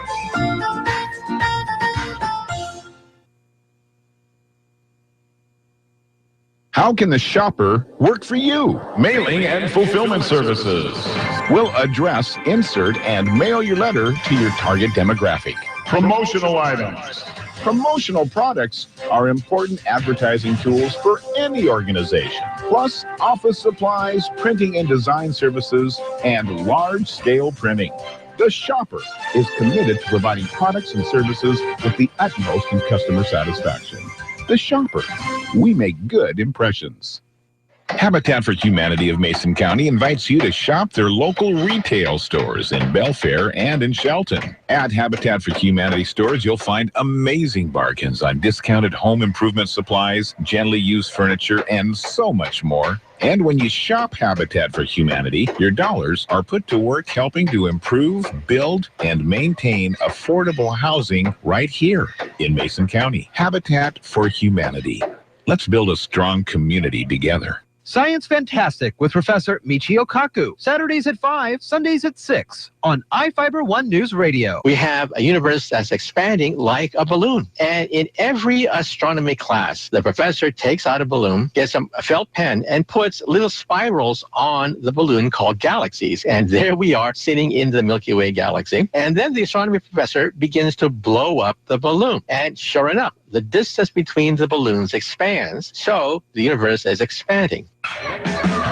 Hey, baseball fans, it's that time of year again to join iFIBER One News Radio for Seattle Mariners baseball. Baseball is part of the fabric of summertime in the Northwest, and with people traveling to enjoy outdoor activities like camping, fishing, hiking, and boating, the only place to listen to the Seattle Mariners is on iFIBER One News Radio. People ask what they remember about a business when they have a need, and they always remember the name that they hear, the one that is most relevant in their mind. Advertising makes your business relevant and part of the community. Your business can be part of the Mariners broadcast each day or each inning of every game this summer by signing up now. Any business that signs up now to advertise with the Mariners gets up to 300 free scheduled magnets. Call iFIBER One News Radio today at 360-426-1030 and sign up to be part of the Mariners broadcast team.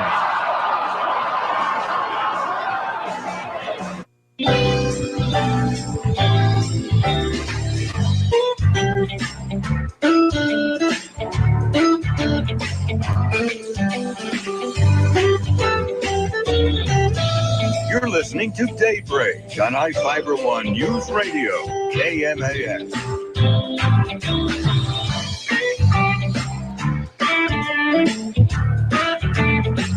Good morning. It's 8:46 on a Monday here, the 29th of February. It's a leap day.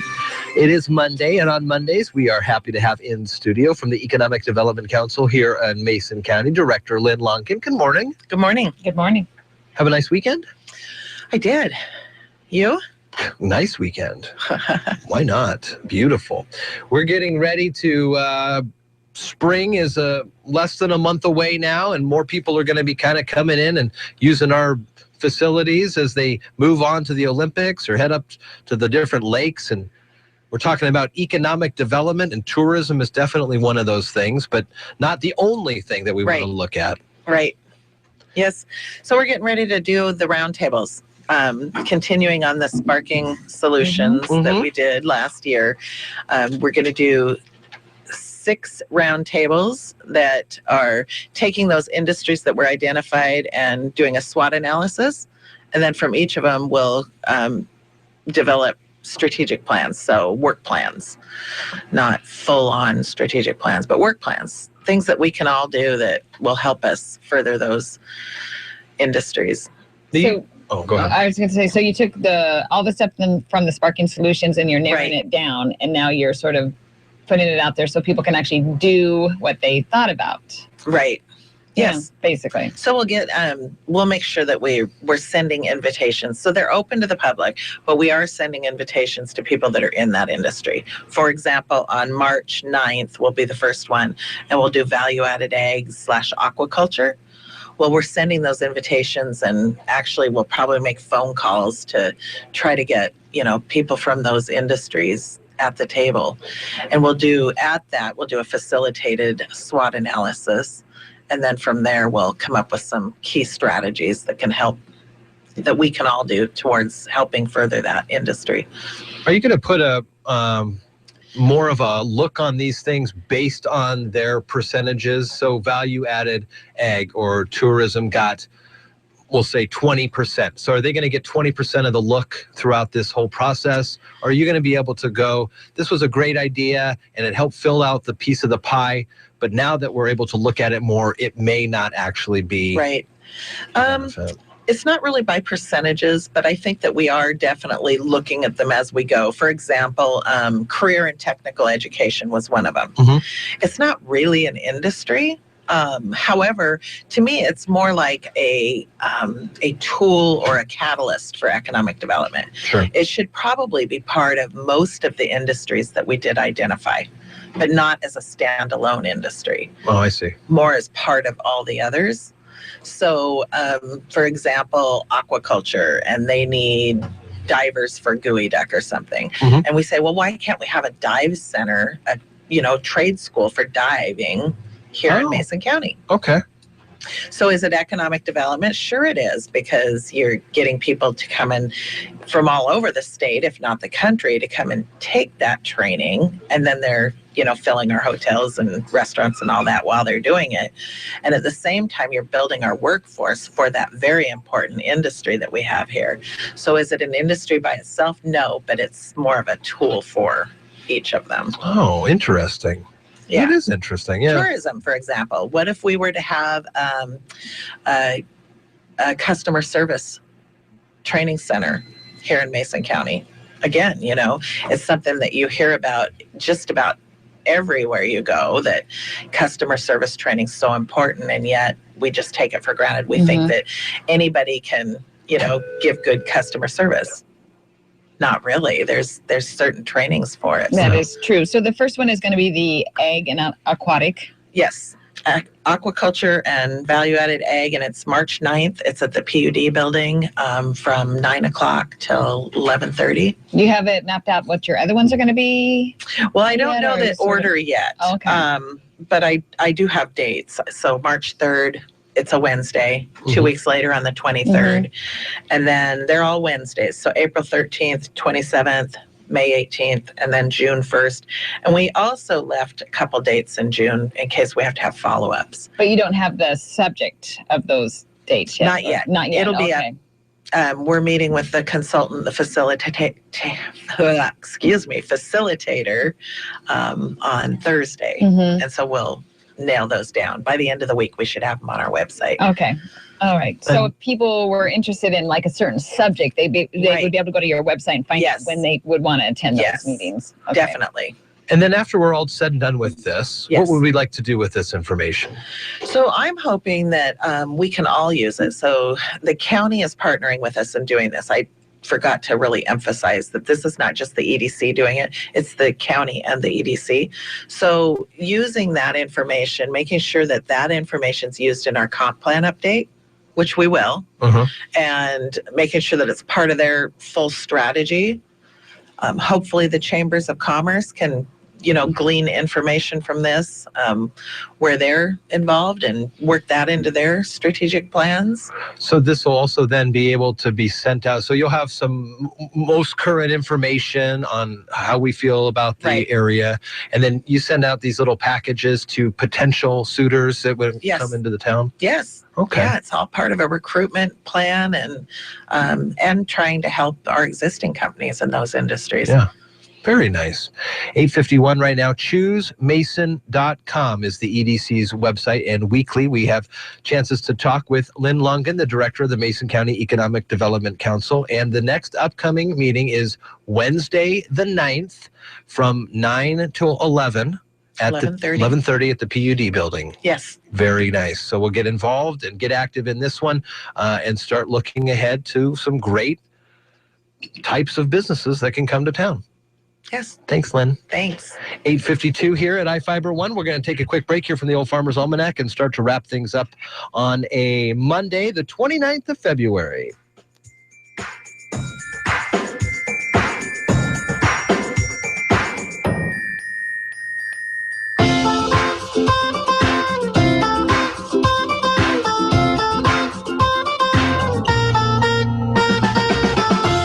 Listening to Daybreak on iFIBER One News Radio.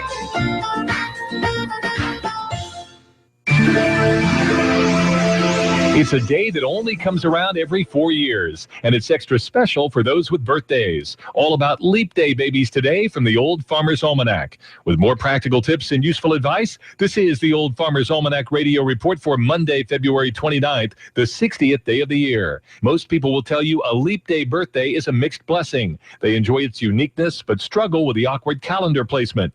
Mathematicians say the odds of a February 29th birthday are 1 in 1,451. fun. And the odds of a parent and child sharing a February 29th birthday are truly astronomical. Nevertheless, in 2012, a Utah mother gave birth to a Leap child for the third time in a row. Louise Estes had children on February 29th in 2004, 2008, and 2012, a feat matched by only one other woman in the world. That is the Old Farmer's Almanac Radio Report. Learn more at almanac.com. Hi guys, Kat here with iFIBER ONE Newsradio. What if I told you that radio advertising is far more effective than print media? Think about all of your customers driving to work, appointments, or events, all the while listening to the radio. Imagine your commercial airs on iFIBER ONE Newsradio and the customer decides, hey, I'm right by there. I'm going to go check it out. Radio captures you and literally speaks to you and your customers several times a day. This enables you to build a unique message that reminds your customers what you have to offer. Remember, your customers can either drive to you or through you. And here at iFIBER ONE Newsradio, we want to direct customers to you. Being the only talk radio formatted station in the entire South Sound region, we have an entire new market for your business to advertise in. As your sales lady, I take pride in providing your business with the best advertising because I want your business to succeed. So call me today at 360-463-2558 and ask for Kat.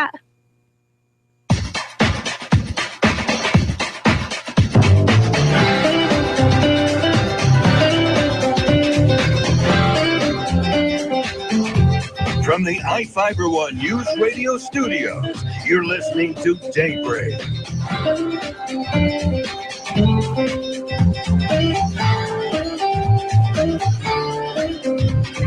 Good morning. It's 8:55 on a Monday, the 29th of February, Leap Day here. So you won't hear another one of these for another 4 years or so. Pretty interesting. Ja Rule, the rapper, Tony Robbins, motivational speaker, and he was in that movie Shallow Hal with Jack Black. That was pretty funny. It's 8:55 here, and some stuff about Capitol Lake is in the news this morning. Officials are seeking input from the public on plans for the 260-acre Capitol Lake in Olympia. The Olympian reports plans for the man-made reservoir include keeping it as a lake, turning it back into an estuary, or having it become a hybrid. The Committee of State and Thurston County Stakeholders is hosting an open house on March 9th, which is another which is the EDC meeting in the afternoon, and then you can go probably in the evening or throughout the day and check out the plans for the lake. I wonder how you could do both. I'm thinking at how the dam there is you can come see the salmon run and stuff. So I would assume that if they want to go back to an estuary, you would remove that, and it would be much like the Elwha, and we would see the reclamation, kind of like at the Bayshore Golf Course too. But if you take out the dam there right on the mouth of the sound, how can you keep it a lake? I don't know. That is interesting, and that it would be interesting to see what's going on, what they're thinking, if there's some artist rendering of what they think it would look like. Museum of Flight expects to receive a recently restored 727 prototype on Wednesday after its final flight from Payne Field. Plane scheduled to take its first flight in 25 years, as long as the weather holds. And upon landing, it'll taxi right into the museum's parking area. Going to open the doors, and people can start looking around and be open to museum visitors. A very fun place is the Museum of Flight. Washington State could become the first in the nation to pass a carbon tax on emissions from fossil fuels such as gas, coal, and natural gas. A ballot measures before the legislature that will create the carbon tax of $25 per metric ton of fossil fuel emissions burned in Washington. So lawmakers have until the end of this session, which is March 10th, to just enact Initiative 732 or possibly offer a proposal. But when we were talking to Tim Sheldon earlier, Senator of 35th District, he was saying they probably aren't going to have time to be able to do that. So it will probably be on as written in the on your ballot in November.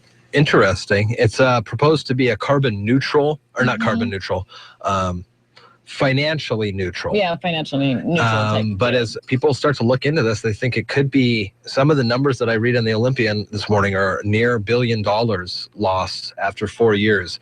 So that's not really revenue neutral. That's what I was thinking. Revenue neutral.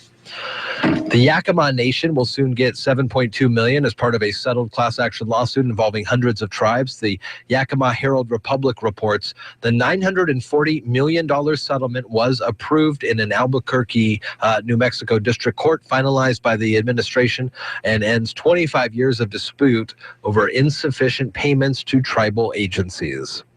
Search and rescue crews were working to rescue a 41-year-old hiker who suffered a broken back in a fall on Mount Si, North Bend.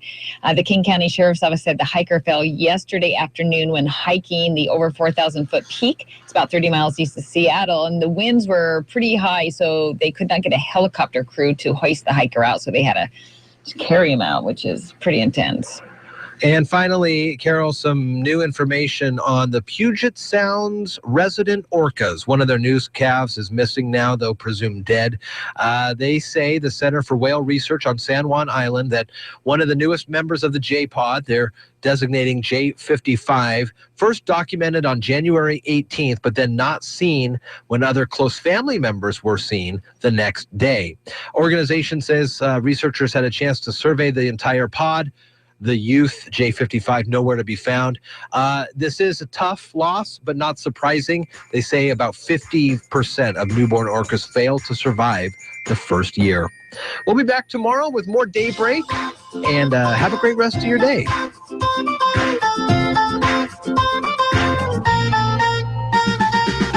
You're listening to Daybreak.